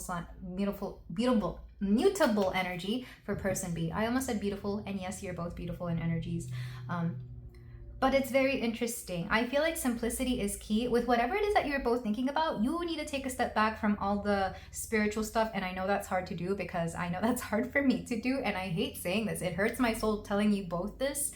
You need to take a step back and look at things a little bit more 3D, a little bit more simple, because the situation you are talking about, or the situation you are handling here, it's very simple. It's very muggle based. It's very third dimension. It's very much like you're giving this way too much credit. Honestly, whatever it is. I think especially if you're talking about another person that you find attractive. They're like, oh, do you think this person has amazing energy? Like, I think you both just think this person's hot. Like, I think that's what you're talking about. Because I'm not sure. Like, even this reading itself, I feel like the subject matter is very simple. What I'm more curious about is how you both handle things so differently. Like, your energies, like, you're not giving yourselves enough credit. Like, you're both amazing at what you do. But because you're being sidetracked by whatever the situation is, you're not seeing the potential for a beautiful friendship or like a wonderful collaboration or even like a soul sister, soul brother kind of thing here. Like, you both are just amazing at what you do. And you're deciding to fixate all this on something that doesn't really matter. It could also be like gossip or a workplace situation. Like, you both want to talk about some person who probably is, again, even if they're doing some dastardly things, I still think they're very simple, and you both are wasting your energy on this person. And that's probably what that person wants, is for everybody to fixate on them, when really you should fixate on the friendship or the bond between the both of you, because there's something really wonderful that happens when two people like you get together and create something awesome. Because I was getting a lot of creative cards. We have the creativity spark here, or creative spark, and the back of the deck for the prism oracle, I almost didn't want to bring it up, but now that I'm channeling all this, we have creativity. You both have the capacity to start something awesome together, a collaboration, maybe a business, maybe like a channel that you both handle together, or something here. Like, you could start your own social media presence and you could create something here. If it is a business, it's going to be something that is very spirit based. So maybe you create like a crystal shop, or maybe your own oracle or tarot deck. We do have oracle here, so that would work out. You're both very creative and you're both on the same wavelength, but you are focusing on the wrong things. You need to come back, simplify, and rein it in. Maybe take some time to hang out together and see what it is that you both really get along with, because there's a potential here for the both of you to do something pretty amazing. I love this energy. Absolutely love it. This is definitely like a soulmate of the friend, like a friend type of soulmate. And I feel like you're missing it because, again, you're fixating all this energy on something dumb. It could also be the workplace. I feel like you both met at work, you vibe the same way, but instead you're spending your time gossiping about work situations or other people or whatever the case may be. I feel like there's potential here for something so much better, and you two are not realizing it. There could be an age gap difference here. Like, if this is friends, these would be friends that are like 10 years apart or something like that. And maybe that's what's getting in the way. You think, oh, well, they don't really vibe with me because we're a whole different generation. This could be like millennial and Gen Z or whatever. But I feel like, again, you're letting very small things get in the way of this. I still don't know what the situation is, but let's go ahead and get some runes to see what this could be. So let's get 3 of them. We have moving forward. This is Awas. And this is, oh, what is this? This is not Gebo. It's Nautis. This is Nautis, constraint. It's like you want to move forward together, but something is keeping you back. Because we have, well, in this particular booklet that I have, or paper, it's trust, and then it's constraint and protection. I wonder if you and this person are at a disagreement. If this is a friend, I feel like you both disagree over something. Or if this is kind of like a rivalry, like you both wanted the same thing or the same person, or you were trying to get the attention of the same situation here. I feel like this has actually put a lot between you. And again, this is why I don't get it, because you both are very similar. You could be great friends, but instead you're fixating on something that somebody here got that the other one wanted, or somebody let somebody have someone, is what I'm hearing and or seeing. And even though the energy is very feminine, by the way, this could easily be, whatever this is, it's 2 people of the same gender or of the same orientation. I need you to understand that, because I'm getting that very strongly. It's very similar. It could be 2 guys who are, you know, going after the same girl as well, or guy. This 2 guys after the same guy, 2 guys after the same girl, whatever. Because there is a similarity between you and this person. I feel like you two were definitely friends, and then something came between you. So let's go ahead and get cards. Top row is going to be person A, bottom row is going to be person B. This first card is going to be how person A is viewing the situation. On the outside, they understand that this is a karmic lesson. Person A has been through a lot of lessons. Like I said, they have a lot of wisdom. So they know a karmic lesson when they see it. I feel like this is why they haven't really... Okay, I am looking off to the side, and there's a little spider hanging from the fan. Oh, that is so odd. I haven't seen a spider like crawl down like that in a while. And my house is full of spiders. They always hide. This is very interesting. I'm thinking of the myth of Athena and Arachne.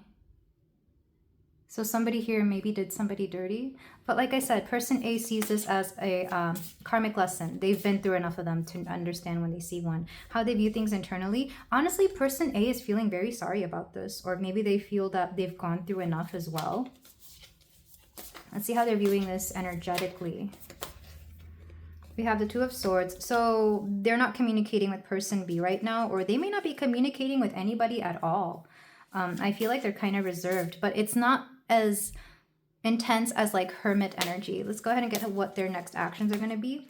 We have the Four of Coins. They're going to keep holding on to something here, whether it's the situation they were both discussing about, or whether it's the feeling that they have towards person B. It could also be like holding, I'm hearing holding on for a hero till the end of the night. And then how they view person B in this situation. We have the Five of Coins. I'm hearing got ye, somebody I used to know. It didn't have to shut me out. Make it like it never happened and that we were nothing.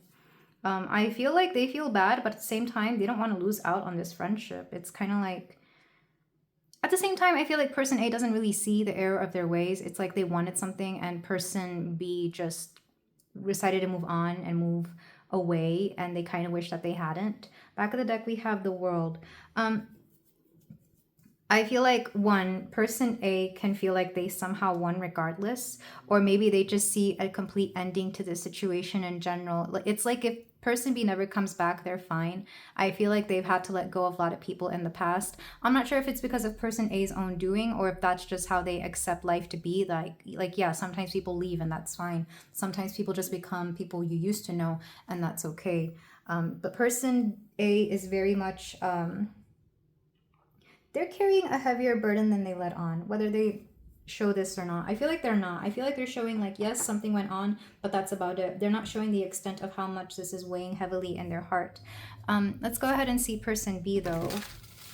How are they in this situation? And I may do a little bit more for this one because this is a connection that if you're not talking to each other, I want to see you to reconcile. So for well, if you want that, of course, pile 4. I just feel like your energies are so similar and they really vibe well together. So for person B, how are they viewing this externally? We have the Star. They have a lot of hope. On the outside, it's like they're fine. They're moving on. They have a lot of hope. They have a restored faith in something here, whether it's their connection with person A or the faith in themselves. On the inside, we have the King of Wands. Nothing can really bring person B down. Like I said, they get over things very quickly. I feel like they may have been upset about it for like a day or maybe a few moments, but then they pick themselves back up and move forward. I feel like person B would be open to person A. Let's see how they're viewing this energetically. We have the Eight of Swords. They know that they need to keep their distance. You're both not talking to each other right now, that's for sure. Two of Swords and Eight of Swords, you're both like blinding each other or not seeing each other, not talking. And I feel like you both understand that that is what is needed at this time. Let's see what person B's next actions are going to be. We have the Four of Cups. If person B doesn't typically wallow in their emotions, they might decide to do that for once, or they might decide to really sit with how they are feeling, which is odd because I feel like that's something person B wouldn't typically do. But this particular situation has them feeling a certain type of way. For some of you, I do feel like if this is not a friend, it could be a lover or maybe friends that wanted to be more than friends. Take that only if it resonates. I know that's not everybody. And then how does person B view person A in relation to them? How does person B view person A, either in this situation or in relation to them? Ten of Swords. I feel like person B understands that person A is not having a great time. Person B understands that there's kind of nowhere. It's not that they don't see this connection as irreparable. It's just that they understand that it can only go up from here if they both decide to go at it with a positive outlook. Back of the deck, the Moon. Honestly, person B doesn't really know what's going on. I feel like they're not as intuitive as person A. So person A might know a little bit more what's going on, but person B is kind of like, I'm in the dark. I kind of wish I knew what was going on and if we could fix this. But I feel, and here's the thing that kind of breaks my own heart as a person looking on. I feel like if they both never talked to each other again, they'd be fine. Like they would get over it. It would break their heart and it might make things awkward if they ever ran into each other again. But I feel like they'd be fine if they never spoke to each other again. And that's just unfortunate because I see so much love between the both of these characters, both of these people. But it's like you both understand that you came here for a lesson. You both begin and end with a major arcana. You understand that this was something of importance. I do feel person B walks away with their head held high. I feel like that's just how they've always taken it. Like they know how to pick themselves back up. I also feel that they're not typically an emotional person, and yet they're in their feelings about this particular thing, either because they're choosing to be or because there's a vulnerability that came out in having met somebody like person A, or maybe they were just very vulnerable with person A, and it's kind of like, well, I don't know how I feel anymore. Like I want to be their friend, but at the same time I know how person A is and I know they're not going to change. Meanwhile, it's odd that you both have 4s here though. 4 is a number of structure, and this is even pile 4. It's a number of structure, but I'm seeing it as a number of stubbornness. Like you are both stubborn to a fault, both of you. I don't care what signs you are. I don't care what people tell you. When it comes to this connection, when it comes to this situation, you are both very stubborn. And if you would both get over that stubbornness, I feel like you could come together and actually do something. I'm going to do what I didn't do for a lot of other piles. In fact, no, I didn't do this for any other pile. I'm going to get my mini tarot deck, my mini Empyrean. I want to see how this is going to progress. I'm going to do past, present, future on this situation because I want to see what the outcome of this will be. Because right now it just seems like you're at a standstill, or you're making this bigger than it needs to be, and there's no need for that. Because like I said, the energies I'm feeling from both of you are very lovely, and I feel like it's not every day that you meet somebody like this. So for my pile 4, past energy, we have the 5 of globes. You both felt lacking in something. You could have met each other at a time that you really needed somebody like each other to fulfill something. I'm not sure what that is. Let's look at the current energy. We have the Page of Daggers, Page of Swords. You both want communication. You both want to speak, but neither of you will make the first move. And that's very interesting because we have 2 of Swords, 8 of Swords, and then Page of Swords. Like you both want something to happen here. You want to talk again. And I'm not sure why you stopped talking or who stopped the communication. More likely person A, but it's like you both want it again. I feel like person A, if they opened up again, they would be allowing person B to come through. But I feel like person A is very stubborn about it. Maybe they've had to set up a certain boundary because they know what this is like. And that's fair, depending on the situation. Let's go ahead and get a future card, though. 10 of Swords. You both really feel that you can't come back from this. Clarify that one. 9 of Wands. You're both going to be very defensive. If you were to speak again, you're going to be very defensive, and you might continue a situation or an argument here. You might continue the differences in what you are seeing. 2 of Daggers. And you would just, it's like, my heart really breaks for this pile because it's like you had something beautiful and now you don't, and you both just don't want to talk about it.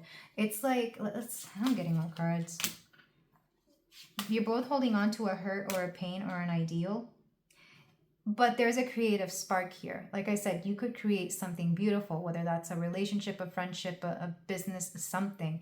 And I feel like what is going to break the silence is this Ace of Wands, a creative spark, something that is just going to allow you to create something. If this was a romantic connection, which I feel like for most of you it isn't, but for some of you it might be. What's going to break this is the fact that you want to hook up. It's plain and simple, plain and simple. It's like both of you caving in and being like, hey, you just want to, yeah, let's do it. That's what's going to break the ice. I know that sounds awful. If this is not romantic or, you know, situationship, if it's not that, it's going to be a creative idea. Like somebody has an idea for something and they're going to come through. It's like, hey, you know what I just realized? Or, hey, guess what I just found? It's going to be business based though, because Wands is needing to release some sort of energy or some sort of idea. Let's get one more card. Yeah. So it may take some time, but somebody will come through here with a specific proposal, if you will, to do something creative, to do something where you both have to do something physically. So you have to like meet up in person, get out of the house and like do something. If you work together, it could be that you're both collaborating on a on a specific project, or somebody could force you two to work together, depending on the situation. Back to the deck, we have the King of Cups. You both have feelings for each other. I feel like you both really do care about each other. Even if it's just as friends, you care about each other. Yeah. But this stubborn energy, like, I want you both to be happy. I want you both to be happy here, because you definitely had something, but something's getting in the way of you two moving forward. And I wish I could say that it's a third party situation, but I have not gotten any cards with number 3 on them. I'm just letting you know. If there is a third party, they are irrelevant. They are so irrelevant that it's really about you and this person. So don't blame the situation. Don't blame a third party. It's you and this person and whatever's going on between the both of you. That's for sure. What's underneath the world? The moon again. You're both in the dark about this. What's underneath the moon? 9 of Cups. It's like that's that joy and happiness that you both could share, but you are so stubborn about whatever the situation is. I feel like it was a disagreement, or something. Somebody here went for something that somebody else wanted, or somebody like pile 4. Let me know what the situation is, because I want you and your person to be happy, and there is a possibility to be happy here. Not the Knight of Swords dropping on the floor. There's going to be communication eventually. You're both just going to have to get over your pride. And I am saying the both of you, like, I love you both so much. I love you so much, pile 4, but like, it's kind of like, this has got to stop at some point, because there's an illusion that you can't be together, or that you can't have a great time, or that you can't be friends, or whatever it is that you want to be here. Maybe this is a romantic thing. This could be like tension, a romantic tension between two friends as well, especially if it was like friends with benefits or something. But let's go ahead and get your advice cards. This is what I'm more concerned about. So I made an oracle deck with some postcards, and I wrote some random messages, sayings, quotes. So let's see what pile 4, what's your advice? We have this one. You are multitudes, act like it. You are multitudes, act like it. Know that there can be more than one right or wrong. Know that you can do more than one thing. Know that you both can be more than just one thing to each other. For example, if you want to be either friends or business partners, you can be both. Or if this is romantic somehow, it's like you want to be friends and lovers, you can be both. Believe it or not, I've had conversations recently with people who think they can't be lovers and friends somehow. Not sure how that works, because this person, I think they just haven't had too many relationships, but I had to tell them you can definitely be friends first and then lovers, like that kind of situation. So take what you need to from this particular quote. Let's also get this one with the mushrooms. Nature holds answers for you. Don't be afraid to seek them. Just ask. I'm being told to focus more on the don't be afraid to seek them. The answers, just ask. Don't be afraid to just speak to each other. Don't be afraid to ask each other questions. And I can't say who needs to come forward first, but I feel like, again, you just both need to get over something here. And I'm not saying that to disregard your feelings or the situation, but like I said, the situation you're talking about, you're making it bigger than it needs to be, because what really matters is the energy and the bond between the both of you. We also have the slowdown part is the slowdown is part of the process. Smell the roses. So maybe you're deciding to take time away from each other because you know you need it. And maybe you need to focus on things like yourself or something. And maybe you both agree to this. But regardless, I feel like for some of you, this is going to go on longer than you need to. Or than it needs to. Because there's a sense of frustration at both of you. At both of you. I need you to understand. So I really hope I'm not coming off as insensitive. I just see two people who are very happy with each other, whose energies mesh well, who are very compatible, deciding to let something be a bigger deal than it needs to be. Specifically, something that came between the both of you that shouldn't have come between the both of you. So let's move on to Mega Deck. I took a page out of Esotero's book and decided to combine all my Seasons of the Witch oracles together to make big ol' Mega Deck. So let's see what's going on for you, pile 4. We have Horse, 18. Unsure of how to break out of your cage. Spirit shares strength through acts of liberation. Both of you could be Year of the Horse, or maybe one of you here is Year of the Horse, or horses could be of importance here. Maybe you both like equestrian things or whatever. But breaking out of your cage. Somebody is going to break here and they're going to have to come forward, or I feel like an unexpected situation is going to bring you two together. I don't know how I got this out of this, but that's what I'm seeing. Let's go ahead and get another card. We have molasses. Yeah, I feel like this situation is moving like molasses. 26. To move forward, you must know where you are headed. Maybe you both don't know what you want out of this, or how to be on better terms. And this is why you are moving so slowly. We also have gratitude, 18. 18 came out twice, so maybe the 18th could be of importance here, like the 18th of a month. Or maybe somebody here was born on the 18th, like me. Or maybe both of you are 18 years old. All that I am and all that I'll be, forever in gratitude, I will eternally be. So you are both very grateful for each other, is what I'm seeing. You're both very grateful for either the situation that you used to have, for having met each other. And maybe gratitude is needed a little bit more just to get the situation going again. And then back of the deck, solstice, 34. All hail the cunning truth in which it burns deep within root. Rise above the ashes and claim. The gods are awaiting your glory, your name. So I do feel things will come to a sort of conclusion here. Like you will both end on better terms. Solstice makes me think, because this is from the Yule deck, winter solstice. So the 21st or 22nd of December could be important here. I'm also thinking of like, I'm thinking, because if you see winter as an end, I feel like you're going to reach a conclusion here with this person. Your story is not over. I feel like there's something else that you need to work out here. And it's going to be brought about rather slowly, but it's going to be an unexpected situation. And I feel like you will both come together with gratitude to reach the conclusion that you both want, if you will. But this is where I leave you, pile 4. I am sending you and your person so much love and so much peace and so much gratitude. If you feel like doing so, you can like, comment, and subscribe, and I will see you in the next reading. Take care. Hello there, pile 5. If you chose this red jasper heart, then we have a reading here for you about you and your person, how you are viewing this particular situation. Are you on the right path? We're going to dive deeply into whatever the situation is. So for your pile, I had this song Simple and Clean stuck in my head, and I actually took the time to listen to it because it is such a banger. If you know Kingdom Hearts, if you've played Kingdom Hearts, then you know what I'm talking about. This song, it's funny how it's aged so well, because when I heard this when I was like a child, I was 10, 11 years old, so I didn't understand it other than it was a good song. But it's really about disagreements in a relationship, which I feel really fits this particular reading, if it's the case here, because I feel like if you're here, you're probably seeing something very differently, pile 5, between you and your person. This person does not have to be romantic. It could be a friend as well. Just take it how it is, because a lot of this reading, some of it has been pretty platonic, actually. But for this pile, it could be that we're focusing on romance, because you did choose a heart after all. So let's go ahead and look at the connecting energies. These are going to be these cards, and then we're going to live shuffle your actual cards. We have Healing Chaos. You know what's funny? I was just talking about Kingdom Hearts, and if you've played it, you know at the beginning, you have the little practice session, and you're like running around the island, and then the storm hits, and then that changes everybody's life, and that's how the story begins.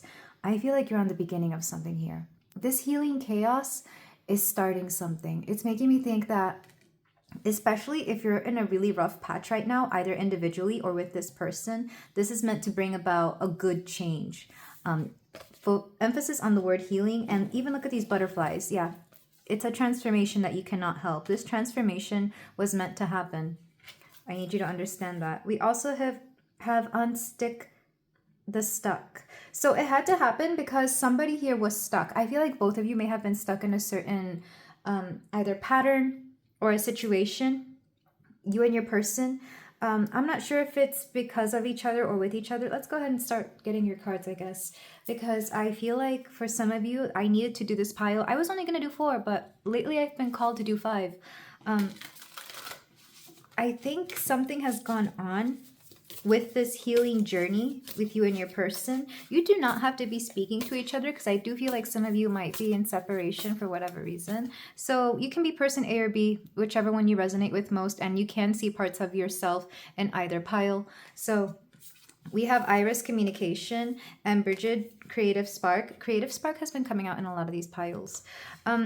So for person A, I feel like person A is going to initiate a communication here, especially if you're currently not talking. If you are talking, I feel like person A is going to be the one with the ideas. I feel like person A likes to take the initiative because they get a lot of something like downloads. They don't have to be spiritual, but the way spiritual people are, they'll get like a download out of nowhere, and maybe you'll see certain people on social media do this. Like they'll make very random messages on either Instagram or maybe here on YouTube because they were called to do so. It's like an inspiration from source or whatever the situation is. It's very similar to what person A does. So they do not have to be intuitive, but I feel like they're the ones who come up with the ideas in this particular connection.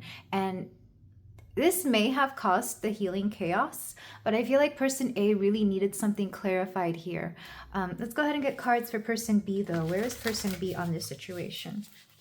It could be person A who realized that there was a stickiness here, like something was stuck and they needed to unstick it. And that set a whirlwind of change. We have Lakshmi, fortune. I'm hearing fortune favors the bold. And what's funny is I was just at a store today and I went to the perfume section and I sprayed Good Fortune by Victor and Rolf. Not sponsored, but hey guys, if you want to sponsor me, by all means, I love your essence. And that's actually what I have on my left hand, but I don't know who needed to hear that. Maybe somebody wears that perfume. So person B, very happy-go-lucky. They might be a bit more abundant than person A. We also have Maya, illusion. But they're not all they seem. I'm going to get one more card to clarify the illusion. What is this illusion that person B has? Which could also be part of the communication or the healing chaos. Death and magic.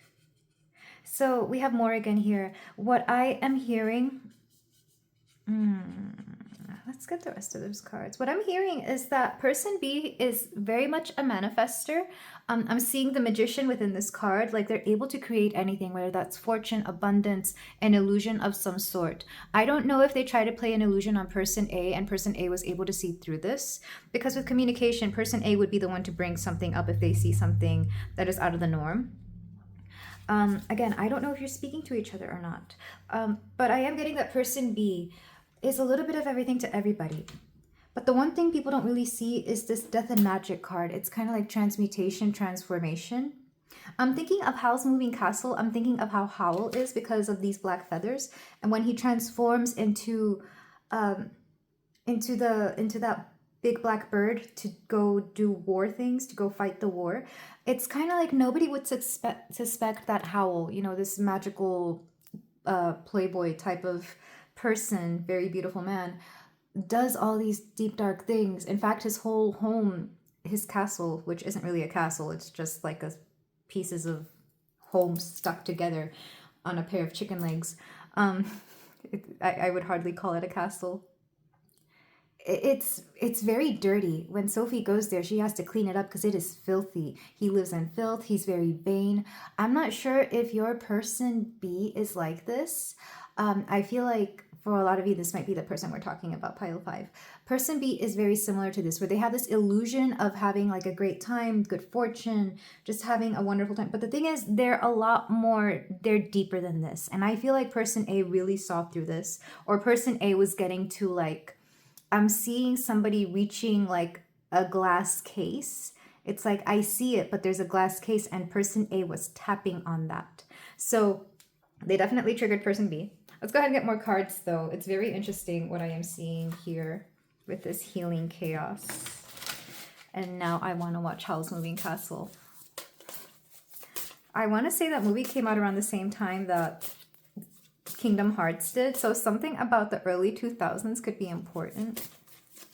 Okay, so for person A, we have wise. Yeah, person A is very wise. I see person A as somebody who's able to see through anything and is able to communicate with anybody about anything as well. Person A is very gifted with being able to communicate and get their point across. I feel like that was not always the case, but at this moment in time, and or at least with this situation, with this person, person A is able to communicate anything. And I feel like it's very important here. We also have Fairy Woman. I'm not surprised. It's kind of like person A would be the person to take you to a deep, dark place. And person B, already being very familiar with that,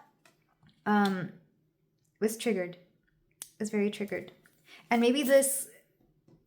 Let's get their cards. Let's get their cards. I'm already channeling so much. We have Psychic. Yeah, there's a psychic bond between the both of you. This is mirrored in the color here in this third eye color. And we have Abandoned. There's an abandonment wound within pile B that not a lot of people are aware of. Person A might, though. I feel like maybe person A has a similar wound, but either they've overcome it or they just. I keep repeating this in my readings lately. Sometimes the hurt in us can see the hurt in another person. And we don't always react positively to that, you know? Or even when we're seen, when the person that we know recognizes our hurt, we don't want to be seen.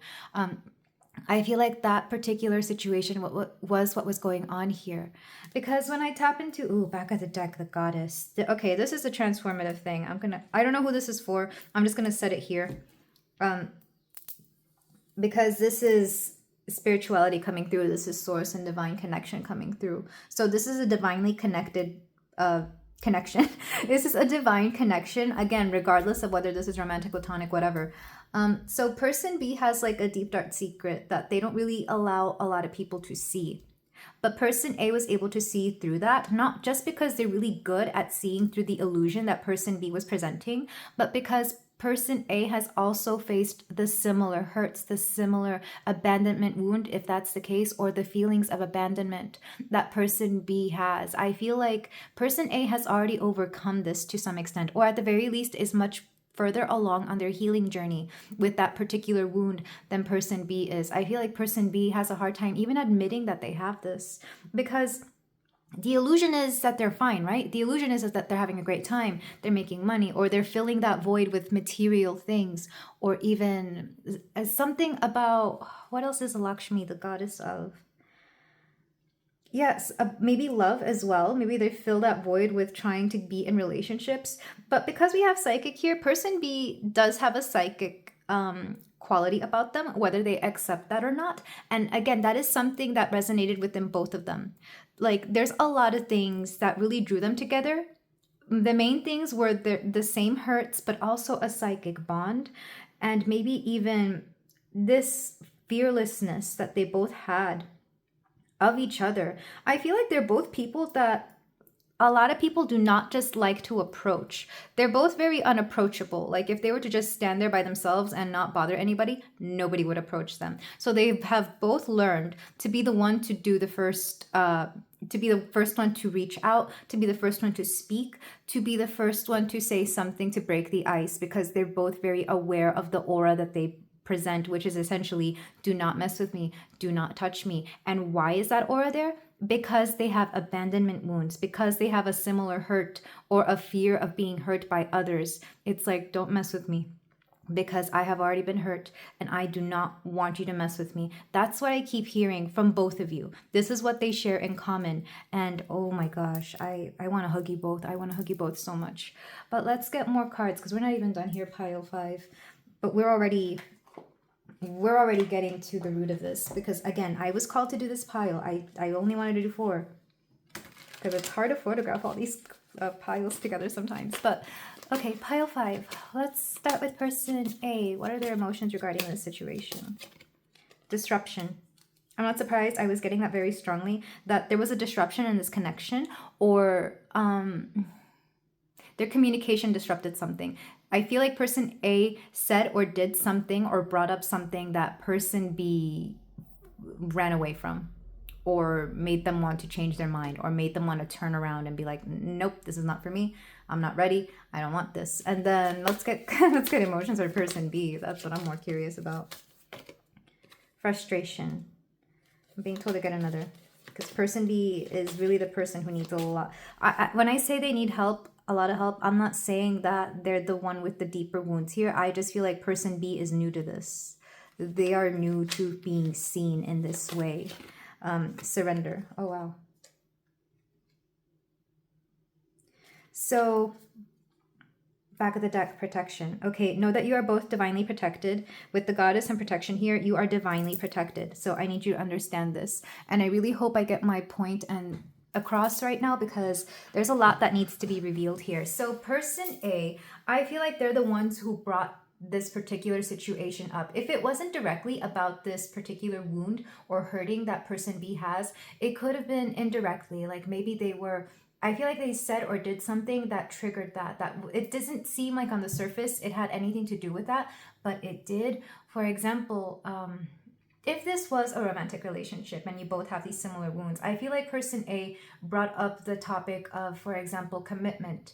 And whether they realize that or not, I feel like person B has a particular trigger when it comes to commitment, because maybe they have been maybe they have been left before and that really hurt them, or maybe somebody cheated on them and that hurt them, or maybe they were committed at one point and that didn't end well, but they would never share that, or at least not so directly, or person B themselves are not aware that this is their own trigger. I don't think person B is very aware of themselves. They're too busy trying to be something else to everybody else that they are not aware of who they are. I feel like if they don't understand who they are, or if they don't know what they want, it's because they've been trying their whole life to be something that somebody else wants, to be something that would make their family happy, their father proud, their mother, not worry so much. They really do care about everybody else around them. That's how person B was programmed to be something that it's kind of it's a people-pleasing attitude, but at the same time, it's like, I have to defend myself.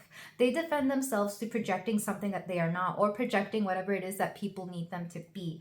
And that is not always great, because I feel like in that whole process, they have forgotten who they are, what they like. And what person A showed them is that they can let go of all of that and be exactly whatever it is that they want, because person A is not afraid to be themselves. Person A is not afraid to tap into their wisdom, to go deeply into something. Person A with the creative spark, whenever they have something that comes to their mind, they go for it because they want that. And I feel like it took person A some time to understand how to be that way. It took person A some time to really know how to choose themselves. And this is something that I feel like maybe they're still struggling with. Maybe they don't always choose themselves. Maybe in this particular situation, they forgot to choose themselves.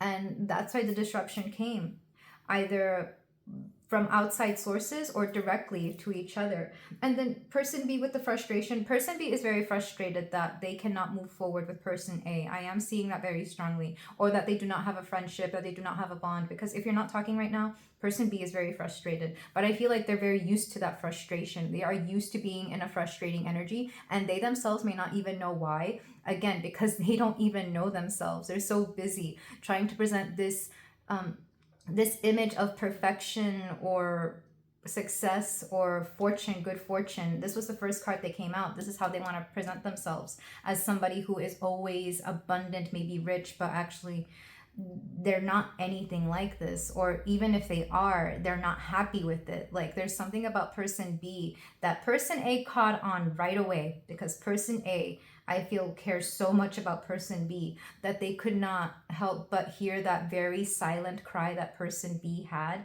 And that's what made person B want to, if person B was the one to walk away, that's what made them have to walk away. If person A walked away, it's because they realized that person B wasn't ready for this and they didn't want to push him into this. Because with the surrender card here, the surrender I'm taking two ways. Either they surrendered this entire connection and moved on, or they are having a hard time deciding whether they should surrender to this particular healing chaos that is coming after them. It's like they're trying to outrun this tornado of chaos that is going to heal them, but they're tired. Person B is tired. I feel the fatigue. It's like, how far can you outrun it? How long will that tornado keep going? I don't know how tornadoes work. I actually don't like them. I don't know if they just eventually like run out of steam and just, fall off. I don't know. Maybe you can let me know in the comments. But I feel like person B is going through so much and they do not want to present this to anybody. And they're kind of, honestly, I feel like they're annoyed at person A that they were able to catch on to this. It's like, person A, how dare you? I thought we were friends. It's being triggered by being called out on something is essentially what person B is going on. But what they are being called out on is something very specific and very deep. Like, person A is seeing person B go through something, and they really hope person B doesn't end up like person A did at some point in the past, where they were just very bitter or very frustrated, very angry, or in some negative type of way for a very long time. Because person A, I feel person A has done a lot of healing, and they want to help other people heal. That's what the fairy woman card is. I think of in Greek mythology of Charon, not Chiron, but Charon, the one that you give 2 coins to that will guide you to the underworld. This is guiding souls essentially, and I feel like that's what person A feels like sometimes, like this source of wisdom and guidance to other people. And with person B, I feel like, well, I'm not sure of the nature of this connection. It could be friend, it could be lovers, but regardless, there was a separation here because whoever person B is, they were not ready to own up to the fact that they needed to heal. Instead, they want to continue putting on the illusion of being okay, of having a great time, of having everything that they need. They don't need any of this. They're just fine. Like, yeah, they might be psychic, but they'll be fine. They'll figure that out eventually. Person B is a runner for sure. And person A is just very concerned about person B. Yeah, that's what we need to unstick here. That's what needs to be unstuck. It could be that person A walked away as well. If they did, it's just because they don't want to waste their time with somebody that they know isn't going to want or need the help. Because I feel like person A has tried this in the past. They've been like very adamant to some people in the past, like, hey, I feel like you really need to heal this because I know that you're hurting and I know what it feels like. And maybe some past situation really left them heartbroken over the fact that they didn't want to own up to the healing chaos, if you will. Numbers that are coming through because they're very interesting. So person A, we have 8, 23, 17, 31. We have 28, 35, 38, 35. 35 twice for person B. So person B could be 35, or maybe that number is important. Also March 5th or May 3rd. They have 32 as well, so maybe 32 could be of importance. And 46 here. The goddess card is 43. So if this sounds like you and your person, if this sounds like a situation you are currently going through, then let's go ahead and move on to the tarot portion, because I am sending all thoughts, love, and prayers to person B, because I can tell, I understand person A for sure. But person B, well, let's see how they're going to, how this situation is going to go. But we are talking about healing, and however this healing is meant to go, however this healing chaos is playing out, will be up to you. It can be in any sort of way. So we're going to start with runes, actually. And usually in the past piles, I was using this to determine what the situation is. But I feel like we already have the situation here. So these are just going to be either clarifiers or anything else that needs to come up. We have, okay, let me make sure I'm getting these right. This is Pertho, future. So I feel like person A definitely has the future in mind. Maybe they both do. We have Thurisas, protection. So you're protected going forward regardless. And Othila, prosperity. There's something here about success. There's something here about doing great things. There's something here about being able to thrive and overcome something. I feel like you both are going to be fine going forward no matter what you choose, no matter what happens. I just feel like the only difference is going to be at the speed and rate at which this happens for either one of you. So intending the top row to be person A, and then the bottom row is going to be person B to see where they are in the situation. The first card, the first position is going to be externally. How is person A? How does person A view this? We have the Hermit. I feel like person A has retreated and done their own healing. I feel like this situation has actually brought up something in person A that they didn't realize was there. But because person A is so used to the healing process, they know when to turn in and when to focus on themselves, because the Hermit can be healing energy. It is a solo journey that they do on themselves. The next card is emotions, which is the 5 of Wands. Person A is fighting themselves. I feel like they're feeling a lot of anger. Person A is going through their angry phase here in this situation. It's kind of like they are fighting themselves on whether they should reach out or do anything or even care about the situation. Because I feel like whatever this is, it got very deep very fast. Like they both, or at least person A, took this a lot more personally and or seriously than they thought they would. And they're fighting themselves on whether they should do something about this or not. Especially if they're not talking, they're wondering and deciding whether they should be the first one to reach out. But mostly it's an internal battle that I am seeing. Let's see how they view this energetically. Knight of Cups. They miss person B. They miss person B's energy. Whatever bond they had before this happened, they really miss it. Person A definitely has a love for person B. If this was romantic, I feel like person A really misses the romance, honestly, that they had with person B. Just the romance in general, or even the fun times. It doesn't necessarily have to be romance. But I feel like these two had a lot of fun together. Next section is going to be their next actions. What is person A going to do? What is person A going to do? Two of Wands. You know, it's funny. This is Cerebro from X-Men, and what it helps Professor Xavier do, he puts it on his head, and only telepaths can use this, so the psychics, and it helps them search for, at least I think so, correct me if I'm wrong, it's been a minute since I looked this up, and I grew up with X-Men, so I feel bad about that. It allows him to search for other mutants, and that's how they help them. They go seek them out, and it's like, hey, do you want to join the X-Men so we can help you with your abilities? And similarly, I feel like person A is just going to focus on, well, one, their own abilities, their own healing or psychic abilities, if they have any.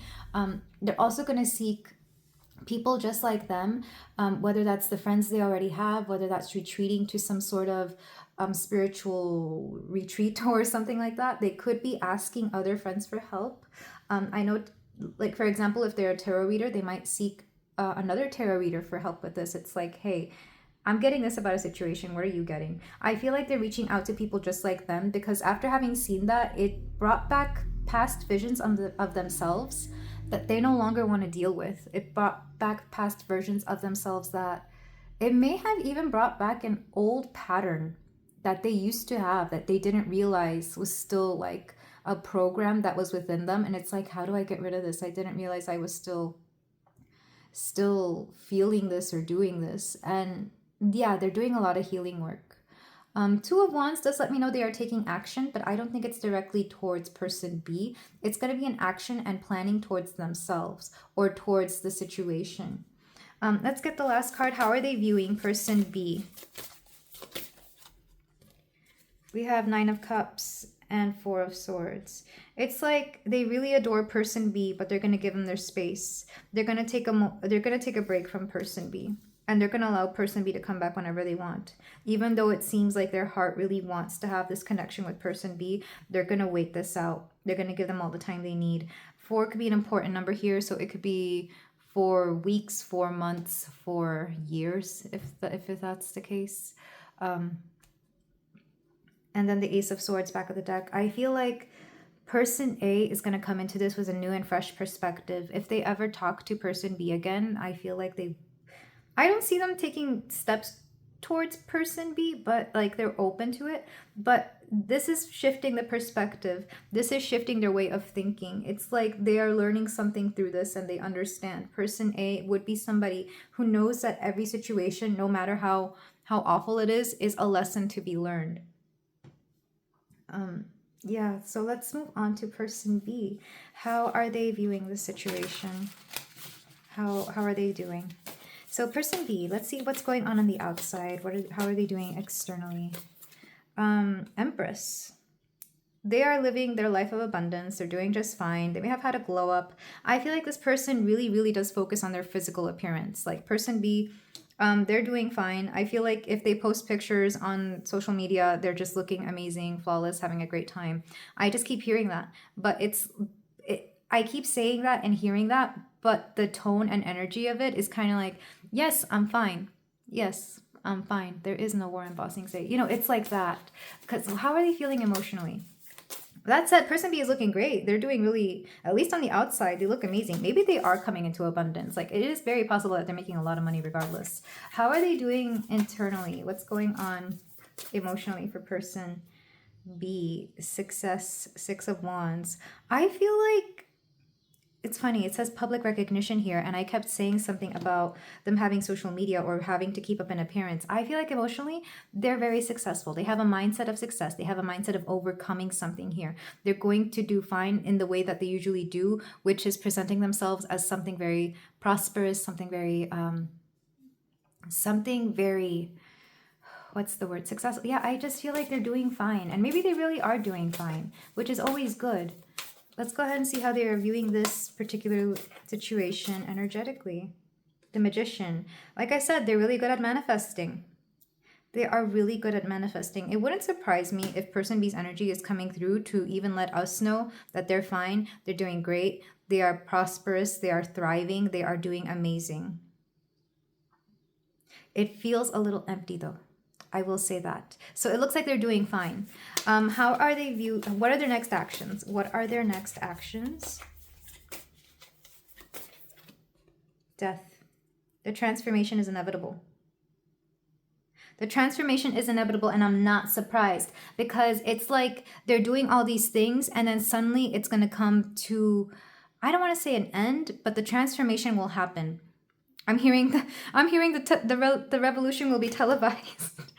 The revolution will be televised. I feel like people are going to have a hard time ignoring the fact that person B is going to go through this change. It's going to be inevitable. It might get a little messy. And I don't know and or think person A will be involved because the only major arcana in person A's spread so far is the Hermit, which is not a very visible card. Like the Hermit, you're hiding. But person B, they do not hide. Person B does not hide. They keep going for what they want. They keep trying to achieve the things. It's like they're the Empress or the Magician. 6 of Wands, success, victory, and then death.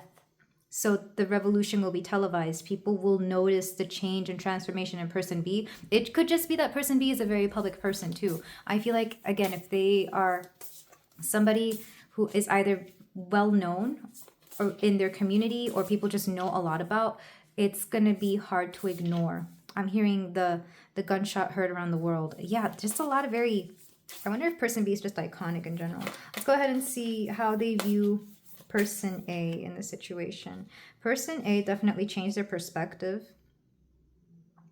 But here's a surrendering again, because we did have the surrender card in the oracles. They're letting go of this situation, or I mean, the hangman can either be letting go, giving in, or waiting.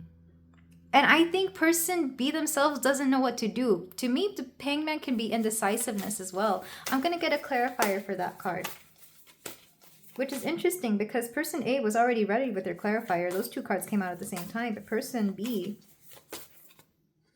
Ace of Swords, they match each other's energy so well. Look at that.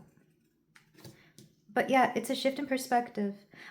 It wouldn't surprise me if that whenever they meet each other again, or if they were to speak to each other again, assuming that they're not talking to each other, they're going to have the same ideas and they're going to be on like a same wavelength and they're going to approach things in a similar way. It's kind of like they drifted apart to come back together and be on the same wavelength, which is very interesting. That's only if they're not talking. If they are talking, I feel like these journeys are going to be taken very separately because I'm not seeing a lot of each other here.